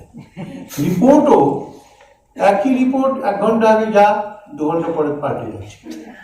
একটা অদ্ভুত সময়ের মধ্যে দিয়ে আমরা যাচ্ছি। কিন্তু আমি আপনাদের বলছি, কোভিড কখনো যাবে না। একে নিয়েই আমাদের শিখতে হবে, কি করে আমাদের থাকতে হবে। কাজেই মাস্ক আর এই করোনামৃত মানে চরণামৃত এই দুটোকে ছাড়বেন না। এই চরণামৃতের বদলে করোনামৃত অর্থাৎ স্যানিটাইজার আর মাস্ক, এই দুটি নিয়ে আমাদের রেস্ট অফ দ্য লাইফ বেঁচে থাকতে হবে। কারণ এমনই একটা অবদান কেউ দিয়েছে আমাদের, যে কষ্টটি দূর হওয়া অসম্ভব বলে মনে হচ্ছে। তবে সবাই মিলে যে আমরা প্রার্থনা করি, নিশ্চয়ই একদিন এটা মহামারী আগেও হয়েছে, সেগুলোও চলে গেছে, এটাও চলে যাবে। কিছুদিন একটু ধৈর্য ধরে থাকবে। বসুন, প্রশ্নটা শুনে খুব ভালো লাগলো। Very intelligent and useful question, খুব প্রয়োজনীয়। বসুন। অন্য কোনো মা বা বোন বা ভাই বা বাবা কাকা কোনো প্রশ্ন করবে? প্রশ্ন করেন, গান শোনো, তার ঠেকাগুলো শোনো। 1 2 হলো কোনো বিখ্যাত তবলাবাদক যারা সঙ্গীতকার হিসেবে শ্রেষ্ঠ হয়েছে তাদের সঙ্গত শোনো। এছাড়া তো তোমাদের উদাহরণ দিলে অনেক সময় লাগবে, আমি সবটা বুঝিয়ে দিতে পারি। যেমন ধেন ধেন না ধেন ধেন না গা মারে গা পা মা গা, আমি বলি গা গা মারে গা পা ধেন ধেন না ধেন ধেন না। অর্থাৎ গানের যে স্ক্যানশন, যে স্ক্যানিং আমি 4কে বলছি, মানে 1 2 3 4, 1 2 3 4, 1 2 3 4, 1 2 3 4, 1 2 3 4, 1 2 3 4, 1 2 3 4, 1 2 3 4। 4কে আমি শত শত করে ভাগ করতে পারি। এটা হচ্ছে 4কে ভাগ করার ছন্দ। এবং গানটা যে ছন্দে আছে তার সেই ছন্দের সঙ্গে তবলার ছন্দের যে বন্ধুত্বপূর্ণ সম্পর্ক, সেটি গান সুন্দর করে। বুঝেছ? কাজে গায়ককে তবলা শিখতে হবে, তবলিয়াকে গান শিখতে হবে। সেটা তো আমাদের দেশে নেই। তুই কী করি? তবলা বাজায়, মানে ওই জন্য একটুখানি 200 টাকা করেই খুশি হবে। গায়ক কিন্তু 2 লাখ টাকা চাইবে, এটা না। এটাই হচ্ছে আমাদের মধ্যে সব থেকে বড় প্রবণতা দেখা যায়, যে যারা গান শিখে তাদের তবলা শেখার প্রতি তেমন কোনো মানসিকতা থাকে না, আর যাদের তবলা মানে সঙ্গত করার ইচ্ছা থাকে তাদের গান বোঝার মতো তেমন কোনো এই জন্যই আমি বলছিলাম যে শিক্ষা ব্যবস্থা যদি না হয় তাহলে একটা সামগ্রিক উন্নতি সম্ভব না। শিক্ষার দরকার, এবং এই পদ্ধতিটাই আমি শ্রুতিনন্দনে তৈরি করেছি।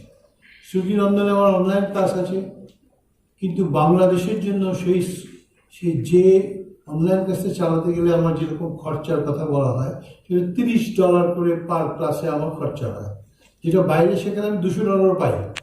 কিন্তু এখানে খুব কম করে আমি লিখেছি যাতে সবাই গান শিখতে পারে। কিন্তু বাংলাদেশের জন্য সেটা অনেক সময় এটাও বেশি।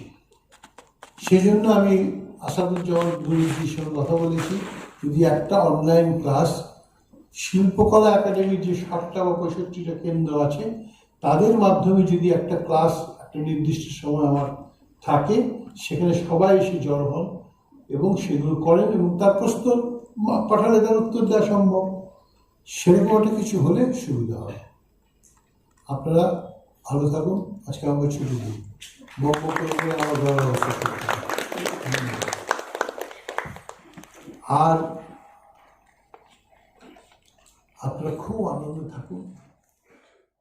যদি অপমান করা হবে সেটা তো করতে পারবো না, ওনার রচনা এটা বাজায়।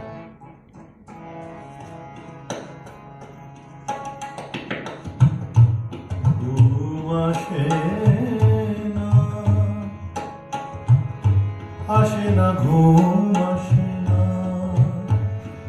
আসে না ঘুম, আসে না ঘুম, আসে না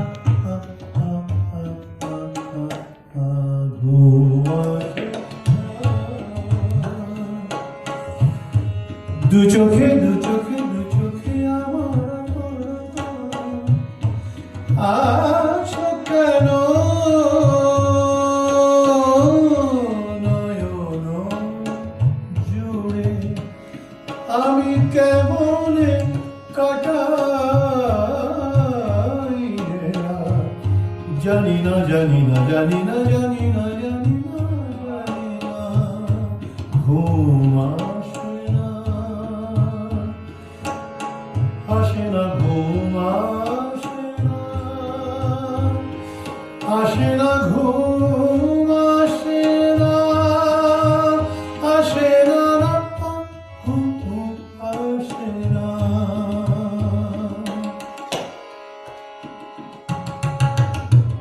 বেচারি ঠেকাবাজি করছে, কিন্তু মিউজিক তো কিছু নেই। এখন ধরুন এই গানটা আমি একটু গাইলাম,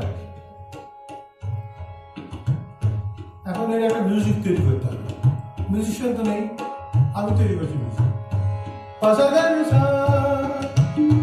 পাশা গানে সালে গা সালে নি, নিলে নি দাদা, দাদা নিদা বাদা মামা বাদা নি, পানি সারে, পানি রে গা সাকা সাদা দি পাদা নি সা, কত কথা ভিড় করে আসে মনে। পাগা সাপা পাগা নিপা পাগা সাপা মা, ধম মাদা ধমরে না ধমরে নিরে মাদা ধারি পা। কতগুলো ওয়েস্টার্ন কর্ড, এটা খুব শেখার দরকার প্রত্যেকটা মানুষের। কোনটা 7 কর্ড, কোনটা 6 কর্ড, কোনটা +13 কর্ড, কোনটা মেজর কর্ড, কোনটা মাইনর কর্ড। এগুলো আমাদের দেশে রাগ সঙ্গীত হলে যেগুলোকে আমরা ঘৃণা করি, ও খুব কর্ড বাজায়, মানে একটু ছোট। আসল কারণটা কি জানেন? জানি না বলে। আমাদের এই ভীষণ এসকেপিজম আছে। কত কথা, কত কথা, কত কথা ভিড়। এই যে মাইক্রোফোন, আমাকে যদি প্রশ্ন করে হারিয়ে দিতে পারো তাহলে 10,000 টাকা ক্যাশ পুরস্কার দেবো, আমি দেবো। প্রণাম গুরুজি, আমার নাম সুস্মিত শাহ। আমি একটু অন্য টপিকে কথা বলতে চাই। সেটা হচ্ছে যে একটা কথা না, আপনি একটা ইন্টারভিউতে বলেছিলেন যে আপনি আপনার জীবনের যতগুলো বছর গান শিখেছেন ঠিক ততগুলো বছরই আপনি তবলার প্র্যাকটিসও করেছেন এবং তবলাটাকে আয়ত্ত করার চেষ্টা ততগুলো করেছেন। না, কারণ আমি এখনো শিখি, জি, এখন তবলা শিখি না, কিন্তু তবলা কি করে তবলাকে উন্নত করতে হয়, তবলার বাদন রীতি কি করে গানের সঙ্গে আরো সম্পর্ক স্থাপন করতে হয়, সেটা আমি এখনো শিখি। হ্যাঁ, জি, সেই বিষয়ে যে আমাদের মধ্যে অনেকেই যে তবলার ছন্দ বুঝে গেলেই আমরা মনে করি যে অনেকখানি মানে তবলার যে বিষাদ যে মানে একটা ব্যাপার আছে সেই বিষয়টা আমরা লক্ষ্য করার চেষ্টা করি না অধিকাংশ শিল্পীরাই। তো এই বিষয়ে আমাদের মানে কিভাবে মনোযোগ দেওয়া উচিত? আর বড় কথা হচ্ছে যে আমরা যারা গান বাজনা করি যেভাবে করি, আমরা একটা গান গাইতে গেলে সাপোজ যদি আমি একটা ত্রিতালের গান গাইতে চাই, আমাদের সবসময় চিন্তা থাকে কখন আসলো তালি, কখন আসলো খালি, আমরা এটার মধ্যে থাকি। কিন্তু এমনভাবে আপনারা আয়ত্ত করেছেন যে গান মানে তালের যে কোনো স্থান থেকে আপনারা গান ধরে ঠিক সময়ে এসে আপনারা যেভাবে মিলে যায়। তো সেই চিন্তাগুলো আমাদের মধ্যে একটা ভয়ের মতো কাজ করে। আমরা এই ভয়টা কি করে দূর করতে পারি? অতি সহজ ব্যাপার, যে কেউ পারবে দূর করতে। সেটা হলো তালের মধ্যে দুটো জিনিস আছে। তালের একটা হচ্ছে তালের শরীর, একটা তালের মন। তাল একটা শরীর আছে, ধা দিন দিন দা ধা দিন দিন দা ধা দিন দিন না কা দিন দিন দা। এটা তাদের শরীর। আর মন কি? মন তো উড়ু উড়ু করে, মন বিভিন্ন জায়গায় যেতে চায়। তখন কি হয়? তখন ধা দিন দিন না ঘেনা দিন না দিন দিন নাকে থেকে দিন নাকে থাকে না ধা দিন দা দাকে দিন দিন ধা দিন দিন না থেকে দিন থেকে ধা দিন না ঘেনা দিন না দিন দিন তাকে দিন তাকে থেকে দিন ঘেনা ধা দিন দিন দা দিন দিন দা দিন দিন তাকে থেকে দিন আগে দেখে না দাকে না দেখি দিন না দাকে দিন না দেখি না না দিন দিন না থেকে দিন দিন দা ধা ঘেনা তুনা ঘেনা দিন দিন না দিন দিন না দিন দিন না ধা দিন না না দিন দিন না দিন দিন না থেকে ধা ধা ধা দিন না তাকে দিন দিন দা। অর্থাৎ একে উড়ু উড়ু মনকে নিয়ে ওই সময়টাকে আমরা খেলাধুলো করি। আবার ধা থেকে ধাগে না ধাগে তিন আগে না দিন দিন না থেকে দিন দিন দা, এটা একটা দেড়গুণ ছন্দ হলো। আর ধাগে না ধাগে তিন না তা থেকে ধাগে তিন না দিন দিন না থেকে দিন দিন দা মিশ্র জাতি হলো। আর ধাগে না ধাগে না ধাগে না ধাগে না ধা দিন দিন তা থেকে দিন দিন দা, এটা একটা নয়, চার নয়, কি জাতি? সংকীর্ণ জাতি। এই যে আমার সঙ্গী, আমার পুত্রবৎ, ওর হাত অতি সুন্দর। এটা তবলা আমাকে, যেহেতু আমি তবলাটা প্র্যাকটিস করি না, কিন্তু লয় তাল নিয়ে প্র্যাকটিস শেখবার চেষ্টা করি, এরা তবলা অনেক সুন্দর বাজায়।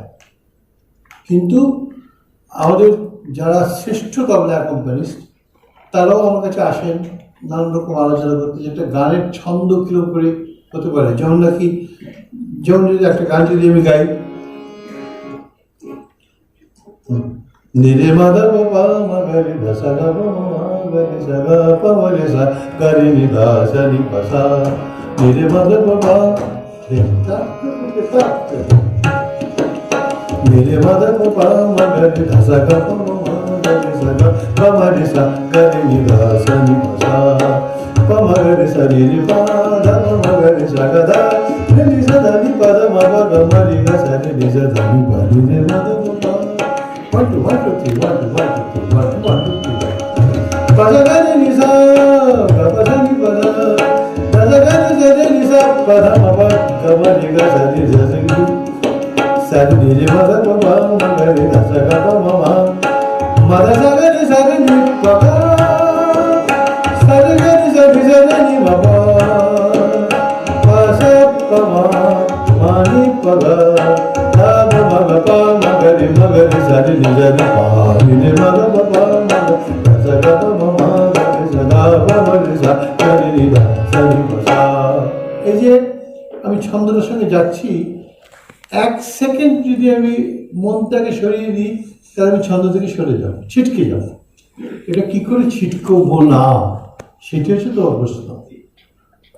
এই তালের যে ভাগগুলো আছে, অর্থাৎ 1 2 3 4 1 2 3 4 1 2 3 4 1 2 3 4 তিনটা 1 2 1 2 3 1 2 1 2 বাজা দেন না তে দেন দেন না দা দেন না তে দেন না দা দেন না দেন দেন না তে দেন না দেন না দা দেন না না তে দেন না দেন না দা তে দেন দা তে দেন দেন দা না তে দেন না তে দেন দাগে দাগে না দেন দেন না কড়া দেন দেন না না দেন দেন না না দেন দেন না না তে দেন না দেন দেন না তে দেন না দেন দেন না দেন না দা দেন। যে আমি যাই বলি না কেন, প্রথম অভ্যেস এটার জন্য আমি সবাইকে বলছি, সারা জীবনের মতো তালে মাস্টার হয়ে যেতে পারবে যে কেউ যদি তালটা রাখে। দেন না বাজবি না, বাজবি না, যাত্রা চলছে। এবারে খবরের কাগজটা নিয়ে পুরো খবরের কাগজটা পড়তে হবে, এটা থাকবে হাতে।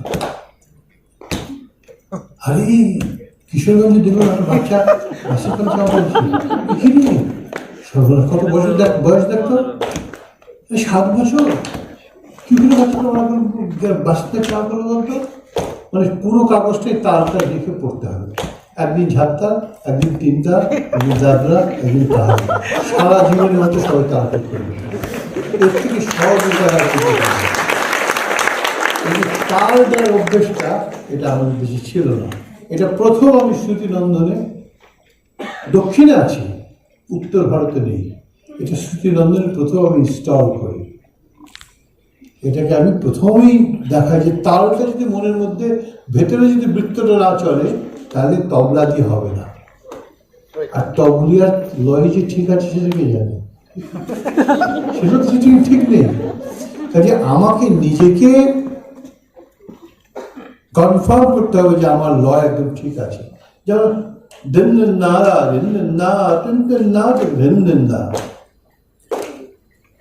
এই যে এসছি 50th গোল্ডেন সেলিব্রেশন উপলক্ষে যে আমি এসছি, এই উপলক্ষে আমার শিল্প সংস্কৃতিতে এসে কত এখানে হয়তো 70-72 জন আছে আমার যে ধারণা, এদের সঙ্গে কথাবার্তা হলো।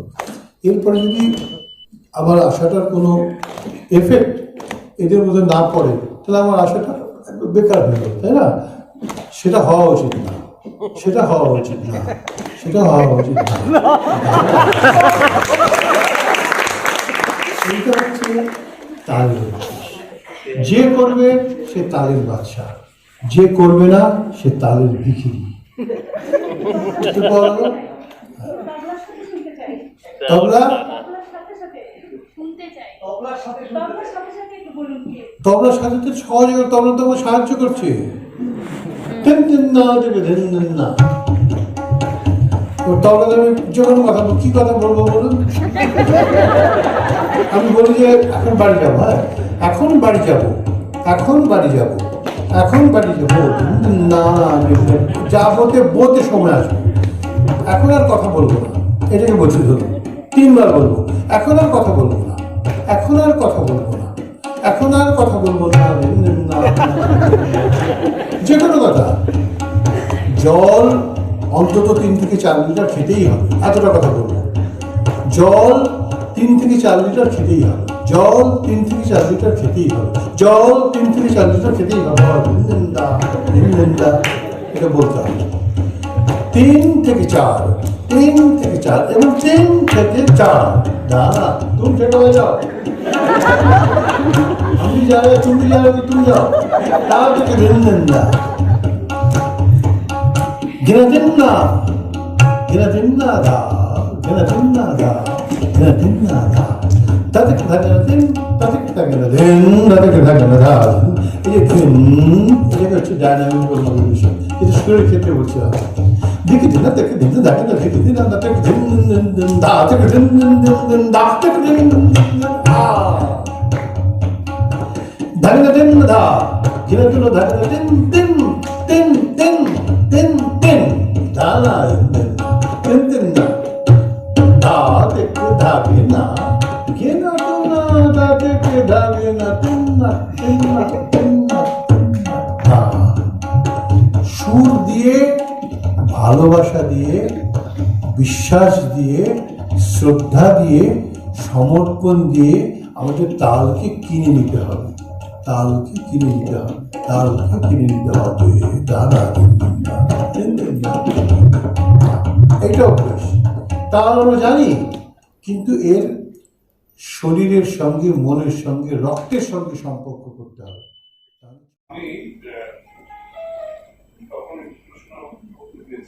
হ্যাঁ বলুন বলুন, আপনাকে উঠে আসতে হলো। আমি লোকসঙ্গীত করি একটু। আমি যখন মিউজিক কলেজে পড়তাম তখন একটি কথা শুনেছিলাম যে সুর হচ্ছে শক্তি, এবং এই শক্তিতে একটি তবলার টোকায় 2.5 মিটার একটা কাঁচের দেয়াল ভেঙে গেছে, এবং সেটা শুনেছি যে যখন ওই তবলার সুরের সাথে ওর কোনো যে সুরটা ফ্রিকোয়েন্সিটা সে যখন মিলে যায় তখন ওটা ফেটে যায়, বা যখন মেঘ ডাকে তখন তবলা ফেটে যায় যদি ফ্রিকোয়েন্সির সাথে মিলে যায়। এখন কণ্ঠের যদি 100% সুরে লাগে সেক্ষেত্রে কণ্ঠের কোনো ক্ষতি হয় কিনা এটা আমি শুনেছি যে ক্ষতি হয়, যদি হারমোনিয়ামের যেমন খুব টিউন করা আছে সেই টিউনের মধ্যে 100% যদি লেগে যায় শ্রুতি সহ তাহলে কণ্ঠের ক্ষতি হতে পারে কিনা, এই প্রশ্ন করছি। দেখুন, এটা আপনি অনেক গভীর প্রশ্ন করলেন, এর উত্তর একটাই উত্তর, যে যেটা আমার মনের মধ্যে সুর বলে মনে হচ্ছে, অর্থাৎ দেখুন আমি যেটা বলছিলাম স্বর সুরের ব্যাপার বলছিলাম। যেমন ধরুন আপনি লোকসঙ্গীত করেন, তো আমি লোকসঙ্গীত হচ্ছে সমস্ত সঙ্গীতের জন্মদাতা। যত রাগ সঙ্গীত বলেন, যা কিছু বলেন, সব এসছে লোকসঙ্গীত থেকে। প্রথমে মানুষ বস্ত্রায় মুক্ত ব্যবহার করত, কারণ সেটি মুক্ত বলে জানা ছিল। অনেকদিন পরে দেখা গেল যে বস্ত্রাইতে আমাদের চাহিদা যদি 10 লক্ষ থাকে, তাহলে বস্ত্রাইতে 10টা মুক্ত পাওয়া যায়, তাহলে 9 লক্ষ বাকি মুক্তগুলো কোথায় পাবো? তখন মানুষ কালচার করতে শুরু করলো, মুক্ত কালচার করে মুক্ত তৈরি করতে শুরু করলো। বস্ত্রায় মুক্ত হচ্ছে লোকসঙ্গীত, আর কালচার সঙ্গীত হচ্ছে রাগ সঙ্গীত। প্রবলেম হচ্ছে যে একটা স্বরকে নিখুঁত করে বলা, এটা দীর্ঘদিনের প্র্যাকটিস না থাকলে এটা হয় না। দীর্ঘদিন মানে আমি 2-4 বছরের কথা বলছি না, ফিউ ইয়ার্স। কখনো কখনো কারুর সারা জীবনে সঠিক সুর লাগে না। বহু শিল্পীকে দেখবেন, যেমন আপনাকে বলছি, এত সুন্দর উচ্চারণ করতেন, কথা বলতেন, একজন শিল্পী ছিলেন, তিনি পৃথিবী বিখ্যাত মানুষ শিল্পী ছিলেন, তার নাম মুকেশ। তার গলা পুরোটা গানে কোনোদিন সুরে লাগেনি। পুরোটা গানে মুকেশ যে সুরে গিয়েছেন এটা কোনোদিন হয়নি। কিন্তু কথাটাকে এমন করে বলতেন, কাহি দূর জব দিন ঢল যায়। যে গানটা আছে না, সাঁঝ के उलझन बदन चुराए चुप कैसे आए, প্রত্যেকটা সুরের মধ্যে কিন্তু এই যে কাহি দূর ছিল না, কাহি দূর জব, অর্থাৎ এটা যদি পয়েন্ট হয় তাহলে এটা পয়েন্ট থেকে কম, এটা হচ্ছে বেসুর। আমি আপনাকে একটা কথা খালি বলতে পারি, যে ছাত্র হিসেবে আমি সুর এবং বেসুর সমান তারে প্র্যাকটিস করেছি। বেসুর প্র্যাকটিস না করলে যাবো যেথায় বেসুর বাজে নিত্য বোঝা যাবে না। তোমার সুরে ভরিয়ে দিয়ে নিত্য যাবো যেথায় বেসুর বাজে নিত্য। যেমন ধরুন সারে গা মা পা ধা নি সা, কোনটা মিলেছে? একটাও মিলবে না। আমি আপনাকে 1 ঘন্টা শুনতে পারি কমপ্লিট বেসুরে। এটা আমাদের উপমহাদেশে কোনোদিন কখনো কাউকে রেয়াজ করানো হয়নি। আমার गुरुजी बोलते हैं कि सुर में गाना बहुत मुश्किल है, क्योंकि बेसुर कभी कभी हो जाता है, मुझे पता नहीं चलता है। मगर ऐसा करो, এমন করে শেখো কিন্তু বেসুর তুমি লাগাচ্ছ এটা কনফার্ম হয়। যেমন আমি 4টে ফ্রিকোয়েন্সি নিচে করে গেছি, এটা সা, আমি বলবো সা রে গা মা, আমি দৌড়াচ্ছি না, পয়েন্টে বলছি পা না নি সা,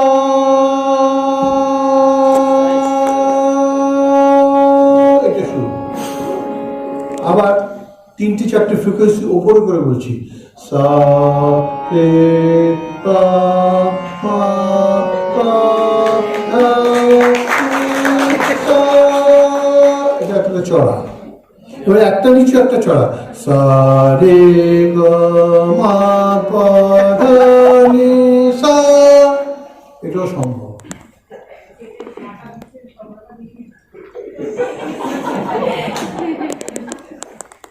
আমাদের দেশে এই সমস্ত খেলার ছলে গানকে কখনো দেখা হয়নি। আমরা দেখেছি ওস্তাদ আর মাথা নিচু করে ফেলতে হবে। কেন মাথা নিচু করবো জানা নেই। আমাকে নিজেকে যতক্ষণ নিজেকে গুরুর স্থানে বসাতে পারবো আমার নিজের বিচার করবার জন্য। যেমন আমি যদি বলি यूं सजा আশাজির গান यूं सजा चाँद করে কি করবেন আপনি? সঙ্গে সঙ্গে ঘর থেকে বেরিয়ে যাবেন। এই যে বেসুরটা, এটা কিন্তু একটা সাধারণ মানুষ যে গান বাজনা বোঝে না, সেও বোঝে এটা হলো না। কেন হলো না কি বিদ্যা কেউ যেন লাগলো, বুঝলাম না। এরকম বলে আস্তে করে পিছন দিকে দরজা থাকে, এক্সিটে অন্ধকার, ভেঙে চলে যায়। আস্তে আস্তে দেখা যায় হল খালি হয়।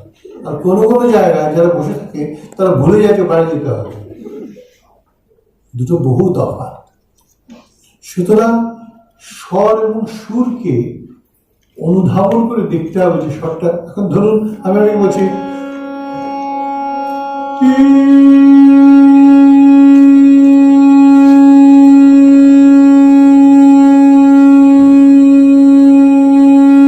এটা কিন্তু আমি সুরে বলছি, ভিডিও রেকর্ডিং থাকছে, আজ থেকে 50 বছর পরে এটা শুনে কেউ বেশিও বলতে পারবে না। কিন্তু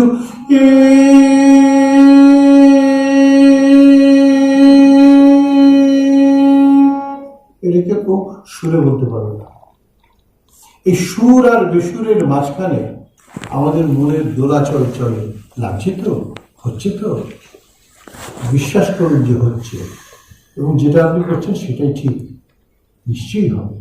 কারণ আপনার মধ্যে ঈশ্বরের সেই ক্ষমতাই আছে যে ক্ষমতা ওস্তাদ বড়গুলো আলী খাসের মধ্যে ছিল। আপনার ওটা সারফেস লেভেলে নেই, একটু নিচে আছে, ওটা তুলে আনতে হবে, তাহলেই হবে, নিশ্চয়ই হবে। এবারে আর প্রশ্ন বলুন। আমি অনেক ধরুন আমার মাঝে মাঝে পশ্চিমে যেতে ইচ্ছা করে, জ্যাজ মিউজিক, পাশা গাগা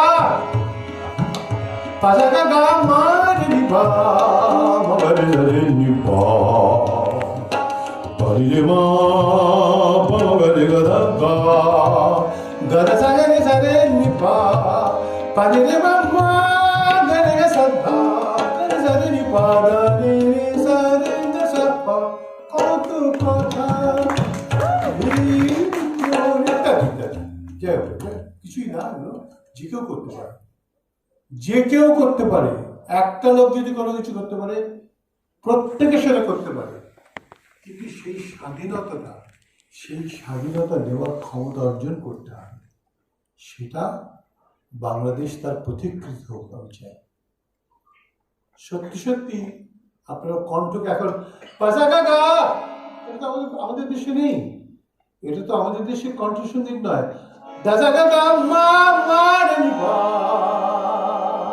আমাদের দেশের সঙ্গীতের মধ্যে নেই। তা আমি কি করবো বলবো, ধর ও তো ওয়েস্টার্ন মিউজিক, বাদ দে, তুই এটা সেই ভালো করে রবীন্দ্রনাথের গানটা শেখ। কারণ এর জন্য সাধনা দরকার। আমি 65 বছর এখন এইটুকু শিখেছি, এটা সত্যি কথা। বাদ বাকি কথায় যে পদ্মভূষণ পণ্ডিত সব বাজে, ওগুলো কোনো মূল্যই নেই। যদি আপনাদের চরণে ঠাঁই পায় তবেই আমার সার্থকতা। ও মানুষ হচ্ছেন সবার উপরে মানুষ সত্য, তাহার উপরে নাই। কাজেই আপনারা প্লিজ বিশ্বাস করুন যে all of you are the part of almighty. আপনারা ঈশ্বরের ক্ষমতা নিয়ে এসছেন। কারণ রবীন্দ্রনাথ বলে গেছেন, হ্যারো আপন হৃদয় মাঝে ডুবিয়ে কি শোভা, অমৃতময় দেবতা সতত বিরাজে এই মন্দিরে এই সুধান কীর্তনে। আবার অতুল প্রসাদ বলেছেন, আপনাতে আপনি থেকো মন, যেও না কারু ঘরে, যা চাবি তা বসে পাবি, খোঁজো নিজে অন্তঃপুরে। আবার কবির দাস বলেছেন, মুখো কাহা ঢুढोड़े बंदे, मैं तो तेरे पास में, ना मंदिर में ना मस्जिद में ना काशी कैलाश में, मैं तो तेरे पास में। আমরা মন্দিরে যাই, আমরা মসজিদে যাই, কিন্তু বলুন তো দেশের মঙ্গল হোক, সবাই আমার থেকে আরো ভালো থাকুক, এই প্রার্থনা আমরা কজন করি? নিজেকে নিজে জিজ্ঞেস করলে উত্তর পাওয়া যাবে, করি না। কাজে মন্দিরে বা মসজিদে ভগবান বা আল্লাহ নেই, আছেন আপনাদের মধ্যে। এবং বিশ্বাস করুন, এই বিশ্বাস দিয়ে আমি দেখেছি যে সমস্ত কিছু বৈতরণী পার হওয়া যায়, কিন্তু আমরা মন থেকে বিশ্বাস করি যে আমরা হিন্দুও না, মুসলমানও না, খ্রিস্টানও না, বৌদ্ধও না, আমরা মানুষ। সুতরাং এই গান সিয়াসান ঝুলে বগিয়া মে রাম ললনা বিসমিল্লাহ খান সাহেবকে বিসমিল্লাহ খান সাহেব করেছেন, হরিওম তৎসদীয় মহামন্ত্র হে বড়গলাওয়ালী খান সাহেবকে বড়গলাওয়ালী খান সাহেব করেছেন। আমরা সেই পথে গিয়ে বড়গলাওয়ালী খান সাহেব হই। আমরা সাধারণ হয়ে কেন বেঁচে থাকবো? আমরা তো অসাধারণত্বের ক্ষমতা রাখি, কেন আমরা সেখানে যাব না? আপনার উত্তরটা খানিকটা হয়তো আমি দিতে পেরেছি।